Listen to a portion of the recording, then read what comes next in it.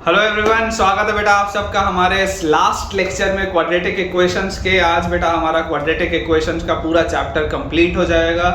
Theory हमने पहले ही ख़त्म कर ली है, क्वेश्चंस की प्रैक्टिस हम कर रहे हैं और आज के लेक्चर बेटा कुछ अच्छे हम सवाल बनाएंगे और उसके बाद हम आज का लेक्चर पूरा का पूरा बढ़िया से बेटा फिर क्वाड्रेटिक को कंप्लीट करेंगे। मुझे पूरी उम्मीद है कि आपको क्वाड्रेटिक इक्वेशंस बहुत अच्छे से समझ में आया होगा। आज 25th लेक्चर है, टोटल 25 लेक्चर बेटा चला है और क्योंकि इम्पोर्टेंट चैप्टर था तो उतना समय इसमें देना बहुत ज़रूरी था। नए जो बेटा हमारे बच्चे हैं उनके लिए मैं आपको पहले ही अनाउंस कर दूं, टेलीग्राम चैनल का लिंक आपको बेटा डिस्क्रिप्शन बॉक्स में दिख रहा होगा, उसे ज्वाइन करिए ताकि आपकी पढ़ाई और बेहतर हो पाए और आपको सारे के सारे लेक्चर के अपडेट्स भी टाइम से मिल पाए। तो चलिए बेटा हम स्टार्ट करते हैं आज के हमारे पहले सवाल के साथ। मैं क्वेश्चन आपके लिए नोट कर देता हूँ। देखिए सवाल हमारे पास लिखा है बेटा, आज का पहला सवाल, fx is equal to X square minus 4ax plus A square plus 5a plus 2। ठीक है, ये fx दिया हुआ है और बेटा मुझे बोला जा रहा है f minimum is equal to 2। f की जो मिनिमम वैल्यू है वो 2 है for all x greater than equal to 0। मतलब अगर आप बेटा कोई भी x 0 या उससे बड़ा लेते हैं तो f की मिनिमम वैल्यू 2 आ रही है। ठीक है, क्वेश्चन है फाइंड a। ये आपके पास बेटा सवाल है। ठीक है, ध्यान से बेटा देखेंगे, समझने की कोशिश करेंगे कि सवाल बोल क्या रहा है। सवाल बोल रहा है कि मेरे पास एक क्वाड्रेटिक इक्वेशन लिखा हुआ है जिसका लीडिंग कोफिशिएंट पॉजिटिव है, मतलब कि ये माउथ ओपनिंग अपवर्ड्स पैराबोला होगा। इस क्वाड्रेटिक में बेटा आपको ये बोला जा रहा है कि फंक्शन की जो मिनिमम वैल्यू है वो 2 है अगर आप x 0 या उससे बड़ा लेते हैं तो। मतलब देखिए ये किस तरीके का ग्राफ होना चाहिए। क्या ये ग्राफ कभी भी ऐसा हो सकता है कि सोच के देखो, क्या ये ग्राफ कभी भी ऐसा हो सकता है? तो ये ग्राफ ऐसा कभी नहीं हो सकता। क्यों? क्योंकि यहाँ पर फंक्शन की मिनिमम वैल्यू नेगेटिव दिख रही है, आपको फंक्शन की मिनिमम वैल्यू 2 चाहिए, तो ये ग्राफ तो गलत है। अच्छा, क्या कभी भी बेटा आपका ग्राफ, पहले मैं आपको सारे तरीके के ग्राफ बना के दिखा देता हूँ। इस तरीके का ग्राफ हो सकता है क्या? तो नहीं हो सकता। क्यों? क्योंकि x अगर आप ग्रेटर देन इक्वल टू 0 लेंगे, x greater than equal to 0 में देखिए मिनिमम वैल्यू यहाँ पर है, आपको मिनिमम वैल्यू 2 चाहिए थी, ये भी गलत है। क्या कभी इस तरीके का ग्राफ आ सकता है क्या मेरे पास? ऐसा ग्राफ, तो ऐसा ग्राफ आ सकता है बेटा। इस तरीके का ग्राफ आना पॉसिबल है। क्यों? क्योंकि जब आप x को 0 या उससे बड़ा लोगे तो देखो मिनिमम वैल्यू हो सकता है 2 पे, पॉसिबल। और किस तरीके के बेटा हमारे पास ग्राफ हो सकते हैं, जरा सोच के देखिए, क्या ऐसा कभी ग्राफ आना पॉसिबल है क्या? इस तरीके का जिसका वर्टेक्स यहाँ पर, जिसका वर्टेक्स यहाँ पर हो, तो इस तरीके का भी बेटा ग्राफ हो सकता है ना। ऐसा भी हमारे पास ग्राफ हो सकता है कि ये आप 0 से अगर बड़ा लेंगे, 0 से बड़ी वैल्यू में देखो इसका वर्टेक्स अगर यहाँ आ गया, d लेस देन 0 हो गया, तो इसकी मिनिमम वैल्यू 2 हो जाए, पॉसिबल।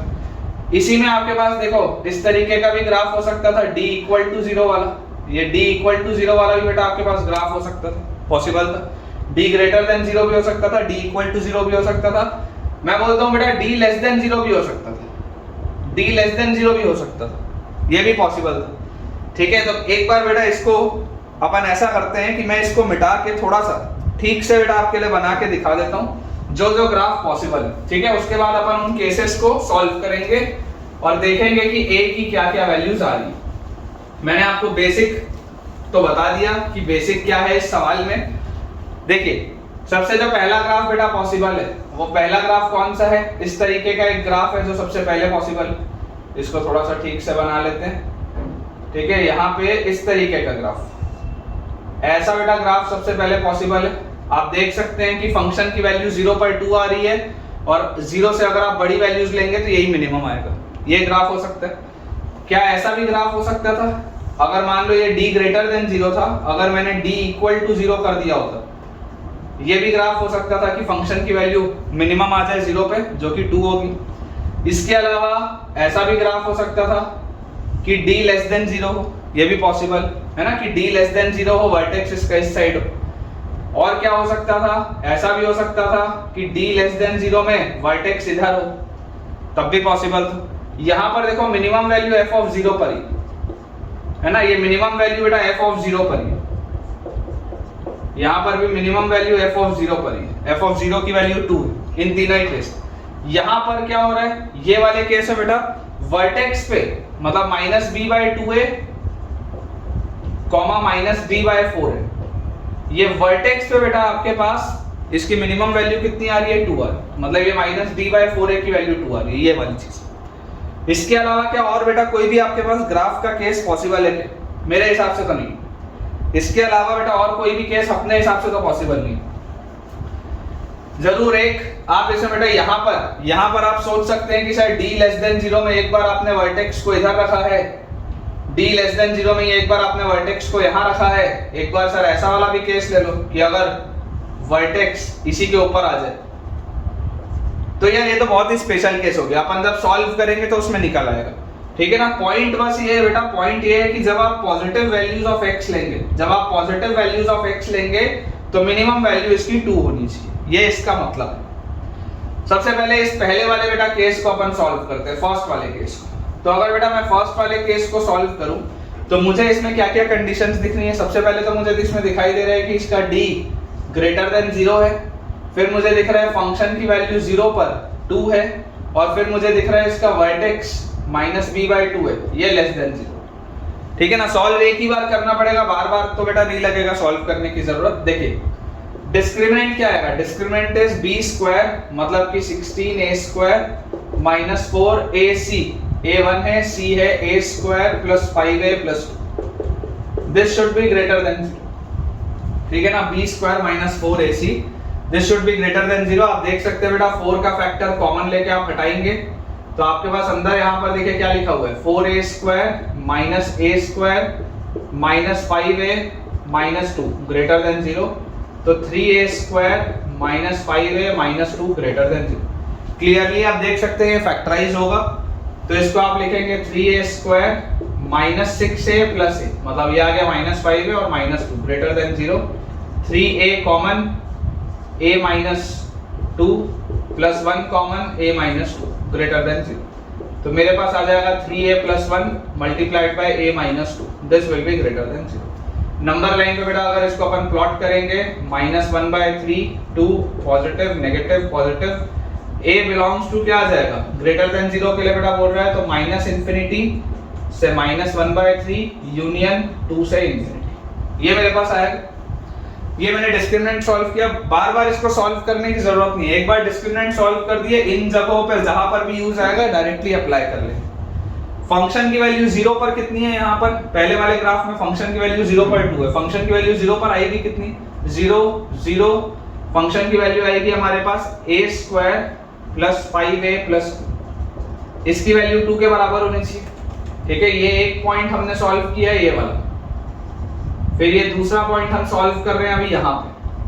ठीक है, a square plus 5a plus 2 should be equal to 2, तो यहाँ से बेटा आपके पास आ जाएगा a square plus 5a will be equal to 0, तो a का वैल्यू आ जाएगा 0 और -5। इससे बेटा अपने को ग्राफ बनाते बन जाएगा कि ग्राफ बनेगा कैसे। अगर फंक्शन की वैल्यू 0 पर 2 होनी चाहिए तो किस तरीके, क्योंकि देखो आपने फंक्शन की वैल्यू 0 पर 2 कहाँ कहाँ माना है? इधर माना है, इधर माना है, इधर माना है, इधर माना है, सब में माना हुआ है ना। तो आप तो ग्राफ बना के देख लेना फंक्शन की वैल्यू 0 पर 2 पर ग्राफ होता कैसे। वर्टेक्स देखो सबसे पहले, वर्टेक्स का आपके पास है x कोऑर्डिनेट लेस देन 0 होना चाहिए, तो वर्टेक्स का अगर x कोऑर्डिनेट लेस देन 0 होना चाहिए तो -b/2 है, मतलब 4a - b/2, this should be less than 0, this should be less than 0। तो यहां से बेटा आपके पास आ जाएगा a लेस देन 0। ठीक है, यहां से आपके पास आ जाएगा a लेस देन 0। तो आप अगर इस पहले वाले केस को बेटा अगर आप ऑब्जर्व करेंगे तो एक आंसर आ रहा है 0 और -5, एक आंसर आ रहा है 0 से छोटा, तो 0 से छोटे में देखो ये 0 तो रिजेक्ट हो जाएगा, इधर सिर्फ -5 आ रहा है, क्या -5 इसमें भी है क्या? तो इसमें भी है। तो ये पहले वाले केस को तो बेटा आप सॉल्व करोगे ना, तो ये पहले वाले केस का तो आंसर सिर्फ a का वैल्यू -5 आएगा। करके देखिए आप जब इसको सॉल्व करोगे, जब आप इन तीनों का बेटा इंटरसेक्शन लोगे, पहला वाला बोल रहा है -इंफिनिटी से -1/3 फिर 2 से इंफिनिटी, दूसरा वाला बोल रहा है सिर्फ 0 और या -5, तीसरा वाला बोल रहा है 0 से छोटा। तीनों को आप सॉल्व करेंगे तो इकलौता -5 है जो तीनों में सेट हो रहा है, तो -5 इसमें से आंसर आना चाहिए। आप एक बार ऐसा करिए, fx कर्व निकाल के देखिए -5 रख के, जैसे ही आप -5 रखेंगे तो fx आएगा क्या? -5 रखेंगे तो x स्क्वायर, -5 रखेंगे तो +20x और -5 रखेंगे तो देखिए -5 का स्क्वायर 25, -5 × 5 -25, ये दोनों बैलेंस हो गया +2, तो आपके पास आ गया x² + 20x + 2। ठीक है, -5 रखने पर x² + 20x + 2। इसके रूट्स बेटा बेकार से आएंगे, है ना, इसके रूट्स इरेशनल आएंगे, बेकार से आएंगे, क्योंकि देखो इसका d तो greater than 0, d greater than 0 है, b² - 4ac करोगे, d तो ग्रेटर देन 0 है, मतलब दो रूट्स तो आएंगे, है ना, -b प्लस माइनस करके सॉल्व करेंगे, दो रूट्स आएंगे, तो ये देख लीजिए आपको दो रूट्स आते हुए दिख रहे हैं, और ये दोनों रूट्स क्या है, नेगेटिव। ठीक है, ये आपने सॉल्व कर लिया पहला केस। अब दूसरा वाला यहाँ पर देखो, ये जो सेकंड केस था, सेकंड केस में क्या क्या कंडीशन आपको दिख रही थी बेटा, एक तो d = 0 दिख रहा था, -b/2a <= 0 दिख रहा था, और फंक्शन की वैल्यू 0 पर 2 आ रही थी। ठीक है, तो आप देखिए बेटा, जब फंक्शन की वैल्यू 0 पर 2 आती है तो सिर्फ a की दो ही वैल्यूज पॉसिबल है, या तो a 0 हो सकता है, या तो a -5 हो सकता है। -5 में तो ऐसा वाला केस होता। अच्छा देखो, अगर d = 0 होता, तो जरा सोच के देखो, डिस्क्रिमिनेंट आपने ये सॉल्व किया था, अगर आप इसको = 0 में सॉल्व करते तो आपके पास a का वैल्यू क्या क्या आता, -1/3 और 2 आता। यहां से बेटा इसको अगर आप सॉल्व करते तो आपके पास a का वैल्यू आता -1/3 और a का वैल्यू आता 2। ध्यान से देखिए, अगर आप d = 0 करके सॉल्व करते, यहां पर अगर आपने इक्वालिटी लगाई होती तो आंसर आता -1/3 और 2। दूसरे वाले केस से -b/2a <= 0, -b/2a <= 0 आप बेटा अगर सॉल्व करते तो आपके पास आता a <= 0। और तीसरे वाले केस में फंक्शन की वैल्यू 0 पर 2 होनी चाहिए, तो यहां से बेटा आपके पास आता a का वैल्यू 0 और -5। क्या कॉमन है क्या तीनों में? कुछ भी कॉमन नहीं है, मतलब ये सेकंड वाला केस नहीं हो सकता बेटा, ये सेकंड वाला केस पॉसिबल नहीं है, ये हो पाना पॉसिबल नहीं। ठीक है, इसलिए ये केस रिजेक्ट हो गया, क्योंकि देख लो कुछ भी कॉमन आंसर नहीं आ रहा। सॉल्व एक ही बार करना है। यहां पर भी देखो, यहां पर आपके पास आ रहा है d <= 0, वर्टेक्स -b/2a <= 0, और फंक्शन की वैल्यू 0 पर 2 आ रही। तो यहां से बेटा d <= 0 अगर आप सॉल्व करेंगे तो देखिए d <= 0 में बेटा आपने ये प्लस वाला आंसर लिया था, तो d <= 0 में आपका आंसर क्या आएगा, a belongs to -1/3 से 2 आएगा क्या? सोच के देखो, a belongs to -1/3 से 2, d <= 0 में। उसके बाद -b/2a <= 0 पे आंसर आएगा a <= 0, और फंक्शन की वैल्यू 0 पर 2, यहां से आंसर आएगा a = 0 एंड -5। क्या कुछ भी कॉमन है क्या तीनों में? तीनों में बेटा कुछ भी कॉमन नहीं है। अगेन तीनों में कुछ भी कॉमन नहीं है, मतलब ये जो थर्ड वाला केस था बेटा, ये थर्ड वाला case, this is also not possible, क्योंकि कुछ भी कॉमन आंसर आ ही नहीं रहा। ठीक है, उसके बाद फोर्थ वाला केस देखते हैं। फोर्थ वाले केस में हमारे पास लिखा हुआ है बेटा, ध्यान से आप देखेंगे, -d/4a का वैल्यू 2 है, और उसके अलावा आपको क्या दिख रहा है, आपको बेटा यहाँ पर दिख रहा है कि इसका d <= 0 है, और इसका वर्टेक्स -b/2a जो है वो पॉजिटिव है, इसका वर्टेक्स पॉजिटिव है।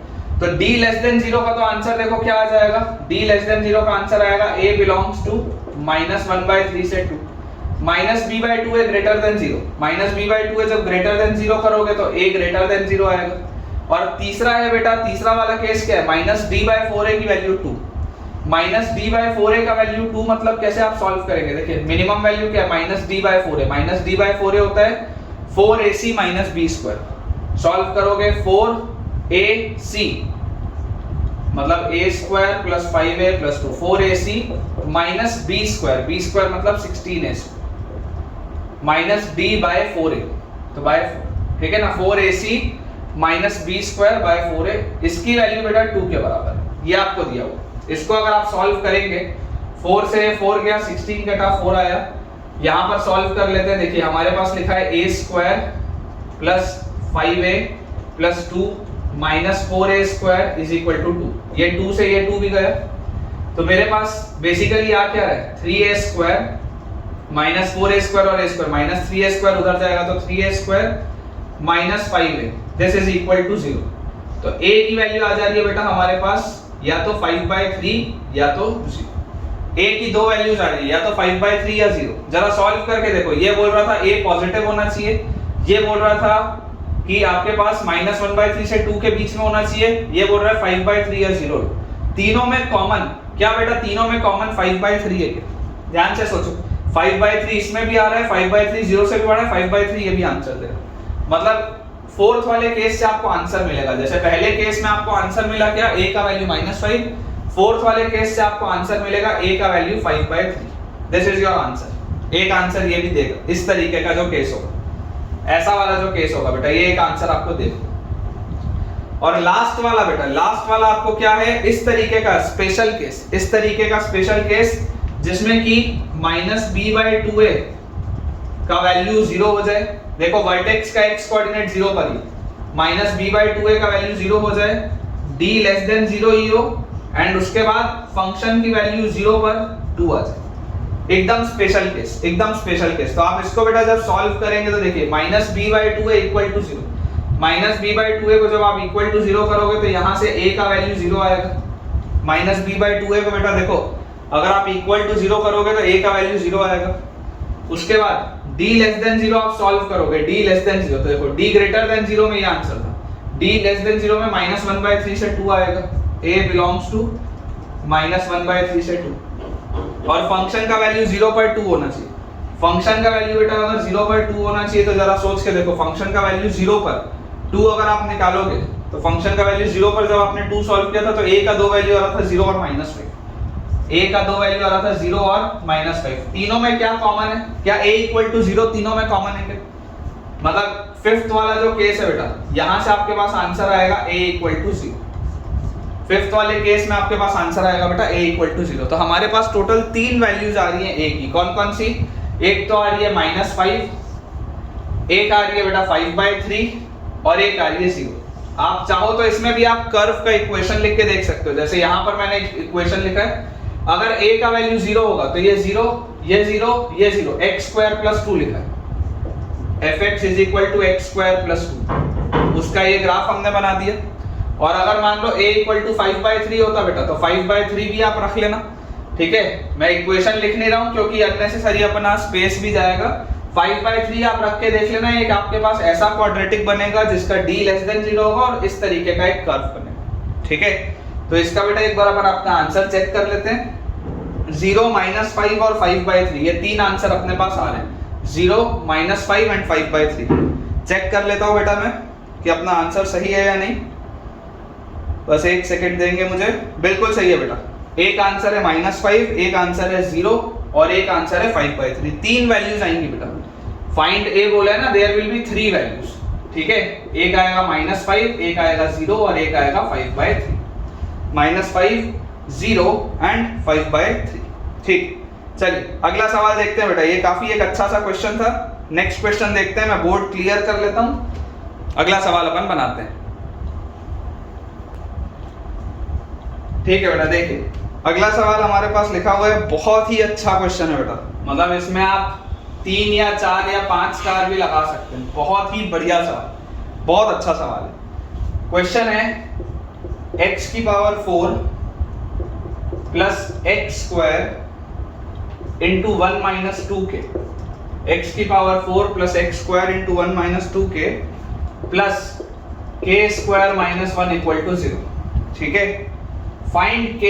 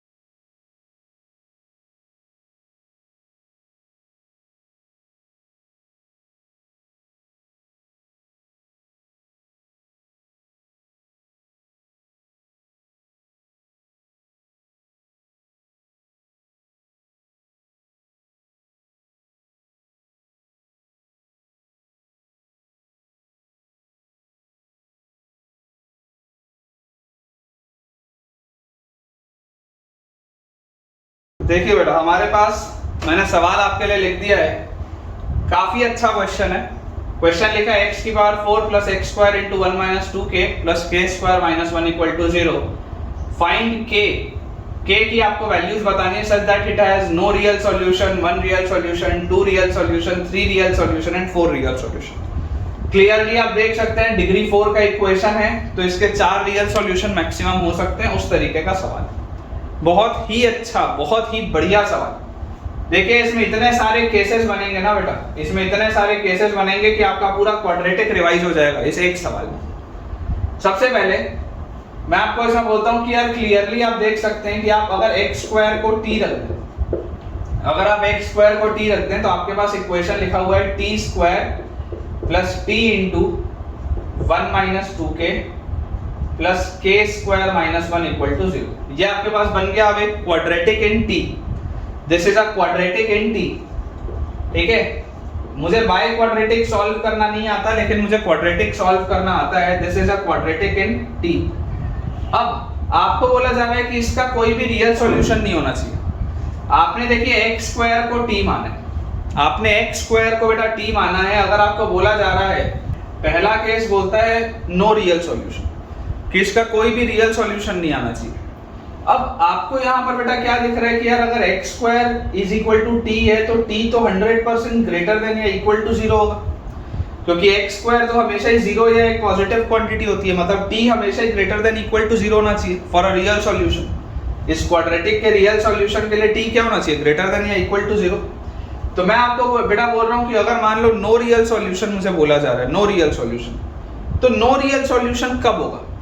सोच के देखो, मैं जो ग्राफ बना रहा हूँ बेटा ध्यान से सोचना है। इसमें बहुत सारे ग्राफ बनेंगे क्योंकि ये 5 क्वेश्चन है, तो मैं इन 5 क्वेश्चन के ग्राफ आपके सामने बनाऊंगा। ठीक है, ध्यान से देखिएगा। अगर इस तरीके का कर्व हुआ तो क्या नो रियल सॉल्यूशन होगा? क्या होगा? क्यों होगा? क्योंकि देखो ये बेटा मैंने कर्व बनाए है y वर्सेस t में।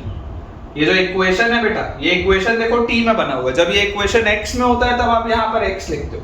अभी आपका क्वाड्रेटिक t में लिखा हुआ है इसलिए आप यहाँ पर t लिख रहे हो। तो अगर इस तरीके का बेटा कुछ सिचुएशन आया, इस तरीके का अगर कुछ सिचुएशन आया जिसमें t जो 2 रूट्स है दोनों रूट्स नेगेटिव है, तो क्या t कभी भी नेगेटिव हो सकता था? क्या t तो कभी भी नेगेटिव नहीं हो सकता। तो अगर बेटा t कभी भी नेगेटिव नहीं हो सकता तो इस केस में t की जो 2 वैल्यूज आएंगी उसके करेस्पॉन्डिंग क्या होगा बेटा? नो रियल सॉल्यूशन होगा। क्योंकि जब आप t को नेगेटिव बोलोगे तो एक्स स्क्वायर नेगेटिव हो नहीं सकता, एक्स स्क्वायर नेगेटिव हो नहीं सकता, मतलब रियल सॉल्यूशन नहीं आएगा, कोई भी रियल सॉल्यूशन नहीं आएगा इस केस में। भले आपको t के 2 रूट्स दिख रहे हैं लेकिन ये दोनों रूट्स क्या है? नेगेटिव। सिमिलरली बेटा सोच के देखिए, अगर इस तरीके का मेरे पास ग्राफ आया जिसमें कि ये टच करता हुआ जा रहा हो, कुछ ऐसा अगर बेटा ग्राफ हुआ जिसमें ये टच करता हुआ जा रहा हो, यहां पर भी आप देखिए ध्यान से, अभी भी रूट एक है लेकिन वो दोनों रूट सेम है और वो क्या है? नेगेटिव रूट है। तो अगर नेगेटिव रूट है तो क्या t कभी भी नेगेटिव हो सकता है? क्या नहीं हो सकता। मतलब इस केस का भी क्या होना चाहिए? No real solution. तो ये जो पहला वाला बेटा केस था, पहले वाले केस में टोटल कितने पॉसिबल ग्राफ हैं? 2 पॉसिबल ग्राफ आपको दिख रहे हैं कि या तो ऐसा ग्राफ हो सकता है या ऐसा ग्राफ हो सकता है, ये बात श्योर है। या नो रियल सॉल्यूशन में और क्या हो सकता है? नो रियल सॉल्यूशन में एक चीज और आ सकती है हमारे पास, कि मान लीजिए अगर मेरे पास कुछ इस तरीके का आ गया जिसका d लेस देन 0, कुछ ऐसा ग्राफ आ गया कि अगर इस क्वाड्रेटिक का नो रियल सॉल्यूशन था तो इसका d लेस देन 0 कर दो। तो ये 3 तरीके के बेटा ग्राफ बन सकते हैं पहले वाले केस में जब नो रियल सॉल्यूशन। इसके बाद इसको सॉल्व अलग तरीके से करेंगे। सेकंड वाला देखते हैं, थोड़ा ऊपर लिखता हूं ताकि अपने पास स्पेस का चैलेंज ना है। सेकंड वाले में है 1 रियल सॉल्यूशन। आपको केवल एक रियल सॉल्यूशन चाहिए, ओनली 1। एक रियल सॉल्यूशन कब आएगा बेटा? सोच के देखो, जो मैं ग्राफ बना रहा हूं बहुत ध्यान से आप ऑब्जर्व करिएगा। अगर इस तरीके का बेटा ये ग्राफ मैंने बनाया ऐसा, जिसमें एक सॉल्यूशन तो 0 पर है और दूसरा नेगेटिव सॉल्यूशन, देख लो आप ध्यान से, एक सॉल्यूशन नेगेटिव है और एक सॉल्यूशन 0 पे। तो बेसिकली आपने देखो t की बेटा आपके पास कितनी वैल्यूज निकल रही है? t की आपके पास यहाँ पर 2 वैल्यूज निकल रही है, एक नेगेटिव और एक 0। तो जब t नेगेटिव होगा तब तो कोई सॉल्यूशन नहीं मिलेगा क्योंकि x स्क्वायर नेगेटिव नहीं हो सकता, और जब t 0 के बराबर होगा तो x स्क्वायर इक्वल टू 0, तो x इक्वल टू 0 तो एक सॉल्यूशन मिलेगा। तो ऐसा ग्राफ हो सकता है, बिल्कुल पॉसिबल है ऐसा ग्राफ होना। और क्या हो सकता है? और बेटा सोच के देखो, क्या ऐसा वाला ग्राफ कभी भी हो सकता है? क्या बना के तो रख लेते हैं, ये d इक्वल टू 0 वाला ग्राफ, जो ये इसका जिसका वर्टेक्स भी ओरिजिन पे हो, ये d इक्वल टू 0 वाला ग्राफ बेटा जिसका वर्टेक्स भी यहीं पर हो। ऐसा भी अगर होगा तो देखो दोनों रूट 0 पर लाया करेंगे, मतलब कि t की वैल्यू 0 आएगी, t की वैल्यू 0 आएगी तो x स्क्वायर 0 आएगा, मतलब x 0 आएगा, एक ही सॉल्यूशन आएगा। इसको भी सॉल्व करोगे तो एक ही सॉल्यूशन आएगा। तो मैंने ये वाला बेटा केस बना दिया, मैंने ये वाला केस बना दिया। देखो मैं कर क्या रहा हूं, मैं एक एक करके ना ग्राफ अब खिसकाता जा रहा हूं। देखो इस ग्राफ को मैंने थोड़ा सा खिसकाया तो ये वाला पॉइंट अब इधर आ गया और एक रूट अभी भी नेगेटिव है, थोड़ा सा मैंने खिसकाया। इसको भी देखो बेटा मैंने थोड़ा सा खिसकाया, जैसी तो ये पहले d equal to 0 negative side में था, अब d इक्वल टू 0 ओरिजिन पे आ गया। और इसको तो तुम चाहो खिसकाओ चाहे नहीं खिसकाओ कोई फर्क नहीं पड़ता, क्योंकि इसका तो नो रियल सॉल्यूशन आपको दिख ही रहा है। थर्ड वाला देखो, थर्ड में क्या है, थर्ड में लिखा है 2 रियल सॉल्यूशन। अब आपको बेटा 2 रियल सॉल्यूशन चाहिए, तो 2 रियल सॉल्यूशन हमारे पास कब आएंगे? जरा सोच के देखिएगा, जैसा ग्राफ बना रहा हूं 2 रियल सॉल्यूशन के लिए, अगर इस तरीके का कोई ग्राफ मैंने बनाया इस तरीके का, तो देखो t का बेटा t का एक वैल्यू पॉजिटिव आ रहा है, एक वैल्यू नेगेटिव आ रहा है। तो ये जो नेगेटिव वैल्यू होगा t का, इसके करस्पॉन्डिंग तो कोई सॉल्यूशन नहीं होगा, इस नेगेटिव वैल्यू के करस्पॉन्डिंग कोई सॉल्यूशन नहीं आएगा, क्योंकि x स्क्वायर नेगेटिव तो हो नहीं सकता। लेकिन ये जो होगा पॉजिटिव t, तो अगर बेटा t पॉजिटिव होगा, मतलब अगर x स्क्वायर कोई पॉजिटिव क्वांटिटी होगी तो x की 2 वैल्यू आएंगी। अगर x स्क्वायर बेटा कोई एक पॉजिटिव चीज आ रही है तो x की 2 वैल्यू आएंगी। तो यहां से आ गए 2 सॉल्यूशन। देखो इसको मैंने और खिसकाया, इस ग्राफ को थोड़ा और खिसकाया तो ऐसा ग्राफ बना। और क्या हो सकता है, इस वाले ग्राफ को अगर खिसकाऊंगा तो क्या ऐसा बन सकता है कि देखो ध्यान से, अगर मैं इस तरीके का बनाता हूं जिसमें d अभी भी इक्वल टू 0 है बेटा, d अभी भी इक्वल टू 0 है, लेकिन अब ये कहां पर शिफ्ट होके आ चुका है? Positive side of x axis. तो देखो अभी भी बेटा आपके पास t की एक ही वैल्यू आएगी, t की एक ही वैल्यू आएगी, क्योंकि दोनों रूट सेम हो गए तो t की एक ही वैल्यू आएगी। लेकिन वो जो t की वैल्यू आएगी, जो भी एक वैल्यू आएगी उसके लिए x आपको 2 अलग-अलग x मिलेंगे, तो 2 सॉल्यूशन आ गए। फोर्थ में लिखा है 3 रियल सॉल्यूशन। 3 रियल सॉल्यूशन कब होंगे सोच के देखो, 3 रियल सॉल्यूशन के लिए सिर्फ एक ही पॉसिबल केस है बेटा 3 रियल सॉल्यूशन पे, कि इस तरीके का ग्राफ होना चाहिए कि आपके पास एक t पॉजिटिव हो और एक t 0 हो, क्योंकि एक t जो पॉजिटिव होगा इसके करस्पॉन्डिंग x की 2 वैल्यू मिलेंगी, क्योंकि x स्क्वायर अगर किसी पॉजिटिव क्वांटिटी के बेटा बराबर होगा तो यहां पर आपको x की 2 वैल्यू मिलेंगी। लेकिन यहां पर आपको x की एक ही वैल्यू मिलेगी, क्योंकि t अगर 0 हो गया तो x स्क्वायर 0, x स्क्वायर 0 तो x 0, एक ही मिलेगा ग्राफ, है ना। देखो ये ग्राफ आप खिसकाते जा रहे हो, ये ग्राफ आप खिसकाते जा रहे हो तो ऐसा हो गया। और लास्ट है 4 रियल सॉल्यूशन। 4 रियल सॉल्यूशन कब मिलेंगे? 4 रियल सॉल्यूशन के लिए भी केवल बेटा एक ही ग्राफ बनेगा। देखो अगर आपको 4 रियल सॉल्यूशन चाहिए तो इस तरीके का आपके पास ग्राफ होगा, मतलब कि आपको बेटा t की 2 पॉजिटिव वैल्यूज मिल रही है, आपको t की 2 पॉजिटिव वैल्यूज मिल रही है, 2 पॉजिटिव वैल्यू मिल रही है। ये वाले के लिए भी x स्क्वायर कोई एक पॉजिटिव क्वांटिटी होगी तो 2 अलग-अलग x होंगे, ये वाले के लिए भी x स्क्वायर कोई एक पॉजिटिव क्वांटिटी होगी तो 2 अलग-अलग x होंगे। तो ये बेटा सारे जितने पॉसिबल ग्राफ थे मैंने सब बना दिए, टोटल बेटा जितने भी पॉसिबल ग्राफ थे मैंने सब बना दिया। अब इसको हम सॉल्व करना चालू करते हैं। मेरे हिसाब से तो यार ये बहुत ही जबरदस्त क्वेश्चन है, ठीक है। मैं जनरली इसको जब क्लास में पढ़ाता हूं तो क्लास में कराते टाइम मैं इसको अत्यंत जबरदस्त वाली कैटेगरी में बोलता हूं, अत्यंत जबरदस्त कैटेगरी में बेटा मैं क्लास में इसको बोलता हूं जब भी मैं क्लास में इसको पढ़ाता हूं कि यार ये बहुत ही बढ़िया सवाल है, क्योंकि इसमें इतने सारे केसेस बन रहे हैं, इतने सारे ग्राफ बन रहे हैं कि अगर किसी बच्चे को ये वाली चीज अच्छे से समझ में आ जाए तो यार उसको आराम से बन सकता है। फिर चलिए अब इसको बेटा अपन सॉल्व करते हैं, ठीक है। इसको अपन सॉल्व करते हैं। तो अपने पास देखिए अपन ने बेटा ये केसेस बना लिए। पहला वाला केस, पहले वाले में कौन कौन से केस बन रहे हैं? सबसे पहले तो -b/2a नेगेटिव है, यहाँ पे देख लो -b/2a नेगेटिव है, d इसका ग्रेटर देन 0 है, ये बात एकदम श्योर है। और इसके बाद यहाँ पर बेटा आप और क्या बोल सकते हैं, फंक्शन की वैल्यू 0 पर पॉजिटिव, फंक्शन की वैल्यू 0 पर पॉजिटिव, मतलब दोनों ही रूट्स इसमें नेगेटिव होंगे, ये आपने इंश्योर कर लिया, ठीक है। तो ये वाला ग्राफ और ये वाला ग्राफ बहुत हद तक सिमिलर है बेटा, ये वाले देखो दोनों ग्राफ बहुत हद तक सिमिलर हैं, इसमें d इक्वल टू 0 है, बाकी ये दोनों कंडीशन तो वही। तो इन दोनों ग्राफ को एक साथ सॉल्व करने के लिए मैं यहाँ पर बोल देता हूँ d greater than equal to 0 लगा दो। दोनों ग्राफ को एक साथ सॉल्व करने के लिए ये कंडीशन बोल देते हैं। यहां पर आपके पास क्या आएगा, यहां पर तो सिंपल एक कंडीशन आएगी डी लेस देन 0, सिंपल एक कंडीशन आएगी बेटा डी लेस देन 0, क्योंकि यहां से आपको देखो एक चीज पता है कि वर्टेक्स चाहे इधर हो चाहे इधर हो कोई फर्क नहीं पड़ रहा, डी लेस देन 0 में सब कुछ आ जाएगा। यहां वाले को अगर आप सॉल्व बेटा करना चाहेंगे तो आपके पास आएगा फंक्शन की वैल्यू 0 पर 0 होनी चाहिए, फिर आपको ग्राफ बना के देखना पड़ेगा कि कैसा ग्राफ बन रहा है, सेट हो रहा है या नहीं हो रहा। यहां पर भी बेटा आपके पास क्या आएगा, फंक्शन की वैल्यू 0 पर 0 होनी चाहिए और वर्टेक्स का x कोऑर्डिनेट भी 0 होना चाहिए, ये बात आती है समझ में। और इनके अलावा d भी 0 के बराबर होना चाहिए। बहुत स्पेशल तरीके का मैंने ग्राफ बनाया, बहुत ही स्पेशल ग्राफ। यहां पर आपके पास आ गया फंक्शन की वैल्यू 0 पे 0, d इसका अपन ले रहे हैं ग्रेटर देन 0, ठीक है। और यहां पर बेटा आपके पास आ जाएगा वर्टेक्स -b/2 है, this will B less than 0। यहां पर बेटा अपने पास सिर्फ एक ही कंडीशन आएगी, फंक्शन की वैल्यू 0 पर नेगेटिव होनी चाहिए, क्योंकि d ग्रेटर देन 0 इस केस में अलग से करने की जरूरत नहीं होती। यहां पर आपके पास बेटा आएगा d इक्वल टू 0, वर्टेक्स का x कोऑर्डिनेट पॉजिटिव और फंक्शन की वैल्यू 0 पर पॉजिटिव।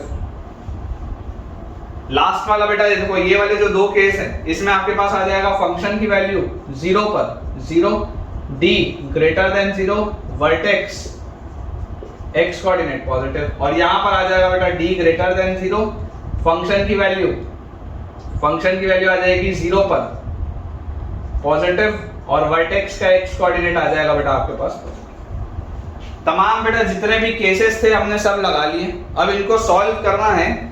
थोड़ा मेहनत वाला सवाल है लेकिन करना तो पड़ेगा बेटा, ठीक है ना, थोड़ा सा मेहनत वाला सवाल है लेकिन मजा आएगा। चलिए एक एक करके चालू करते हैं, अच्छा सवाल है बहुत, ठीक है। तो यहां पर बेटा देखो अपने पास लिखा हुआ है -b/2 है लेस देन 0, है ना। मैं थोड़ा थोड़ा बेटा कहीं कहीं लिखते जाऊंगा तो आप अच्छे से देखिएगा, या यहां पर अपन लिख लेंगे, ठीक है। या ऐसा करते हैं, ये वाला भी हिस्सा मिटा देते हैं ऊपर का, इसका कोई काम नहीं है, तो ये वाला भी अपने पास स्पेस यूज हो जाएगा, ठीक है ना।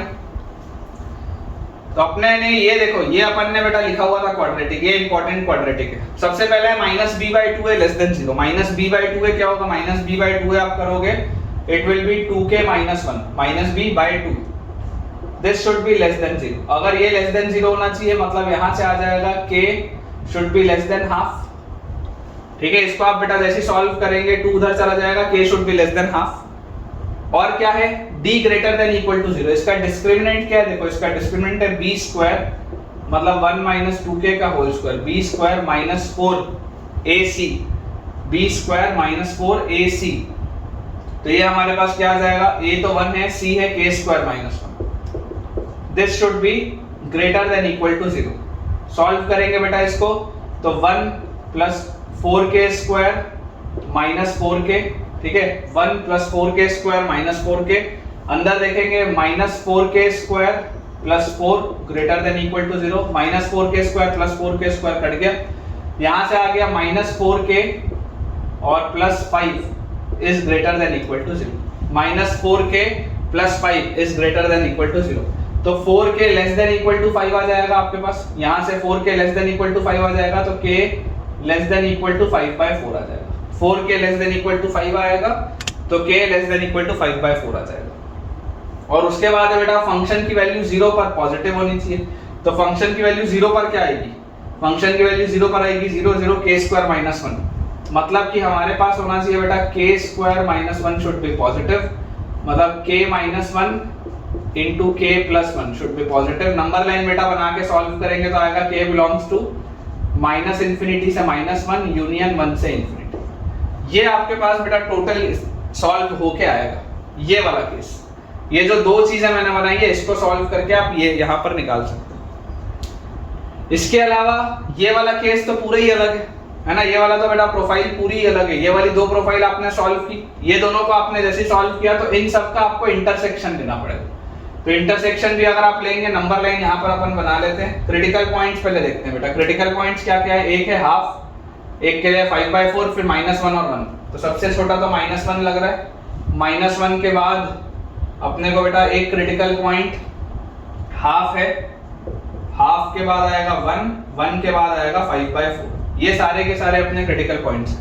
पहला बोलता है हाफ से छोटा लो, दूसरा बोलता है 5/4 या उससे छोटा लो, और तीसरा बोलता है माइनस इंफिनिटी से -1 लो या 1 से इंफिनिटी लो। तीनों में कॉमन क्या है बेटा? तीनों में अगर आप कॉमन देखेंगे तो यहां पर मैं लिख देता हूं, क्योंकि ये पहला वाला केस था, इन दोनों ग्राफ को मैंने एक साथ सॉल्व किया, तीनों का इंटरसेक्शन ले रहा हूं। कॉमन हिस्सा मेरे को दिख रहा है सिर्फ ये माइनस इंफिनिटी से -1, k belongs to minus infinity से -1। ये वाला बेटा हिस्सा देखो कॉमन आ रहा है तीनों में, -1 पे ओपन है इसलिए मैंने यहाँ पे ओपन रखा है, बाकी ये वाले में कुछ भी कॉमन नहीं। फिर ये वाला केस है d लेस देन 0 का, तो देखो इसका डिस्क्रिमिनेंट वाला आपने ऑलरेडी एक बार सॉल्व किया, बार बार नहीं सॉल्व करना है। जब आपने डिस्क्रिमिनेंट वाले को बेटा सॉल्व किया था b² - 4ac, जब आपने ग्रेटर देन इक्वल टू 0 के लिए सॉल्व किया तो k less than equal to 5/4 आया।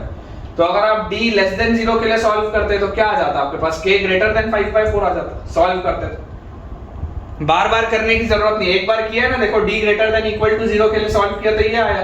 तो अगर लेस देन 0 के लिए सॉल्व करता तो k ग्रेटर देन 5/4 आ जाता। ठीक है, तो हमारे पास ये नो रियल सॉल्यूशन वाले में बेटा, नो रियल सॉल्यूशन वाले में हमारे पास दो तरीके के अलग अलग केसेस थे। ये वाले केस और ये वाले केस का मुझे यूनियन लेना पड़ेगा। ये वाले केस और ये वाले केस का अगर यूनियन लेना पड़ेगा तो देखो, पहला बोल रहा है माइनस इंफिनिटी से -1, ये इसका कॉमन आंसर है, इसका आंसर है 5/4 से छोटा। तो अगर मैं एक साथ बेटा यहां पर लिख दूं तो मेरे पास आ जाएगा माइनस इंफिनिटी से -1 यूनियन 5/4 से इंफिनिटी। ठीक है, माइनस इंफिनिटी से -1 मैं बोल भी रहा हूं बेटा, अगर ज्यादा छोटा हो जाएगा इसलिए मैं बोल भी रहा हूं माइनस इंफिनिटी से -1 यूनियन 5/4 से इंफिनिटी, ये दोनों का यूनियन। ठीक है, चेक भी कर लेते हैं आंसर अपना सही है या नहीं। तो माइनस इंफिनिटी से -1 यूनियन 5/4 से इंफिनिटी, बिल्कुल सही। ठीक है ना, पहला वाला तो बिल्कुल सही। तो ये वाला हिस्सा अपना हो गया बेटा सॉल्व। ठीक है, ये वाला सॉल्व हो गया। अब इसके बाद है one real solution. One real solution के लिए क्या था? ये वाली कंडीशंस थी। तो ये वाली कंडीशन में देखो, सबसे पहले है f of 0 should be equal to 0। f of 0 कहां पर मैंने सॉल्व किया? यहां पर सॉल्व किया। तो this should be equal to 0, तो यहां से k की वैल्यू क्या आ रही है? k की वैल्यू आ रही है 1 और -1। देखो f of 0 इक्वल टू 0 बेटा, आप जैसे ही सॉल्व करेंगे k की वैल्यू आएगी 1 और -1 सबसे पहले। उसके बाद d ग्रेटर देन 0, तो देखो जब आपने बेटा d greater than equal to 0 solve किया तो k less than equal to 5/4 आया। यहां पर आपके पास आएगा k लेस देन 5/4, इक्वालिटी हट जाएगी। और फिर लास्ट में -b/2a लेस देन 0, तो देखो -b/2a लेस देन 0 बेटा आपने सॉल्व किया है क्या? ये देखो पहले ही सॉल्व किया था, -b/2a less than 0, k less than half आएगा यहां से आ जाएगा आपके पास k लेस देन हाफ। तो ये वाला जो केस था बेटा, ये वाले केस के आपके पास कितने सॉल्यूशन आ रहे हैं? 3 सॉल्यूशन। तीनों में कॉमन क्या है? तीनों में कॉमन जरा सोच के देखो, एक बोलता है 1 या -1, एक बोलता है 5/4 से छोटा, एक बोलता है हाफ से छोटा। तीनों में कॉमन मुझे दिख रहा है सिर्फ ये -1, तीनों में कॉमन, तीनों में बेटा कॉमन सिर्फ -1। तो यहां से आपके पास क्या आ जाएगा? k इक्वल टू -1 आ जाएगा सेकंड वाले केस। सेकंड वाले केस में इसका आंसर क्या आ जाएगा इस वाले ग्राफ का? k equal to -1। आप चाहो तो ग्राफ भी बना के देख सकते हो। जैसे ही आप बेटा k को -1 रखोगे, k को -1 रखते ही देखो आपको क्या मिलेगा? t², k को -1 रखा, k को -1 रखा तो -1 का स्क्वायर 1 -1, ये 0, -1 यहां रखा तो t² + 3t, t² + 3t equal to 0 आपके पास आ रहा है। और अगर t² + 3t इक्वल टू आपके पास 0 आ रहा है तो देखो t का वैल्यू आएगा 0 और t का वैल्यू आएगा -3। ये देखो आपने ग्राफ t के रिस्पेक्ट में बनाया, t का वैल्यू आएगा 0 और t का वैल्यू आएगा -3। तो आपको यहां से दिखाई दे रहा है कि अगर आपने बेटा t का वैल्यू 0 बोला तो t का वैल्यू जैसे आप 0 रखेंगे तो x² = 0, तो x = 0, एक रूट मिल गया, x = 0। और जब आप t का वैल्यू -3 रखेंगे तो x² = -3, कोई रूट नहीं, x² की वैल्यू -3 नहीं हो सकती। इसलिए इस ग्राफ का सिर्फ एक सॉल्यूशन है। वो कौन सा सॉल्यूशन है? k equal to -1। ठीक है, उसके बाद ये वाले ग्राफ को देखते हैं। यहां से आपके पास आ रहा है d equal to 0। d equal to 0 अगर आप करेंगे तो d इक्वल टू 0 के लिए आपके पास देखो ये डिस्क्रिमिनेंट था, इसको आप इक्वल टू 0 करोगे तो यहां से आपके पास क्या क्या आंसर आ रहा है? एक आ रहा है k इक्वल टू 5/4 सबसे पहले, फिर f of 0 equal to 0, f of 0 equal to 0 भी होना चाहिए। तो f of 0 क्या था? f of 0 बेटा आपने यहाँ पर देखो सॉल्व किया, ये था, तो यहाँ से k का वैल्यू आना चाहिए 1 और -1, और -b/2a भी 0 होना चाहिए। -b/2a अगर 0 होना चाहिए तो k हाफ भी होना चाहिए। क्या तीनों में कुछ भी कॉमन है क्या? क्या तीनों में ऐसा कोई भी आंसर है क्या जो कॉमन है? नहीं है, मतलब कि ऐसा वाला बेटा ग्राफ नहीं बन सकता। इसको देखो मैंने कट कर दिया। This graph is not possible. मैंने बना के जरूर देखा सारे केसेस के लिए, लेकिन मुझे दिख रहा है कि ऐसा कोई भी k नहीं होगा जिसके लिए d भी 0 आ जाए, फंक्शन की वैल्यू 0 पर भी 0 आ जाए, वर्टेक्स भी 0 आ जाए, ऐसा नहीं होगा। इसलिए इस ग्राफ को आप कैंसिल कर सकते हैं। तो सेकंड वाले केस का हमारे पास बेटा सिर्फ एक आंसर आया, दैट इज ये पहले वाले का था k बिलोंग्स टू, ये दूसरे वाले का है k इक्वल टू -1। ठीक है, दूसरे वाले का है बेटा k इक्वल टू -1। चेक भी कर लेते हैं अपना आंसर कि अपना आंसर सही है या नहीं। तो बिल्कुल सही है बेटा, वन रियल सॉल्यूशन में k का वैल्यू -1 आएगा। ठीक है, थर्ड देख, थर्ड वाला लिखा है two real solution. Two real solution यहाँ पर आपके पास देखिए लिखा हुआ है। आप इसको अगर सॉल्व करेंगे तो पहले वाले ग्राफ के लिए f ऑफ 0 लेस देन 0 करेंगे। f ऑफ 0 आपने यहाँ पर ऑलरेडी निकाला है। ग्रेटर देन 0 के लिए ये आंसर आया था, तो लेस देन 0 के लिए -1 से 1 आएगा। डायरेक्टली अपन बोल सकते हैं, है ना। ग्रेटर देन 0 के लिए ये आंसर अगर आया था तो लेस देन 0 के लिए -1 से 1 आएगा। और ये वाले में देखो, ये वाले में आपके पास क्या आंसर आ रहा है, ये तो एक आंसर सेट आ गया इस ग्राफ का। अब ये ग्राफ पूरा अलग है, इसके लिए d इक्वल टू 0। तो d इक्वल टू 0 अगर आप करेंगे बेटा, तो d इक्वल टू 0 करते ही k का वैल्यू यहां से आएगा 5/4। फिर -b/2 है ग्रेटर देन 0। ये देखो -b/2 है बेटा, आपने जब लेस देन 0 किया था तो k लेस देन हाफ आया था, ग्रेटर देन 0 में k ग्रेटर देन हाफ आएगा।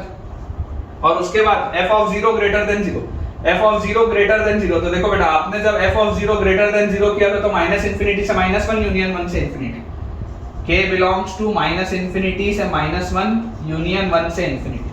क्या तीनों में कुछ भी कॉमन है क्या? तो आपको दिख रहा है k का वैल्यू 5/4 हो सकता है। देखो k का वैल्यू अगर 5/4 मैं ले लूं तो ये भी सेटिस्फाई हो जाएगा और ये भी सेटिस्फाई हो जाएगा। मतलब ये वाला जो ग्राफ है बेटा, इस ग्राफ का सिर्फ एक आंसर आएगा, that is k equal to 5/4। जैसे ये वाले ग्राफ का सिर्फ एक आंसर आया था ना k इक्वल टू -1, वैसे ये वाले ग्राफ का सिर्फ एक आंसर आएगा k इक्वल टू 5/4। 5/4 जब आप रखोगे तो t का सिर्फ एक वैल्यू आएगा, मतलब x स्क्वायर की दो वैल्यूज आएंगी, मतलब x स्क्वायर की एक वैल्यू आएगी, मतलब x की दो वैल्यूज आएंगी। तो ये आ जाएगा टू रियल सॉल्यूशन।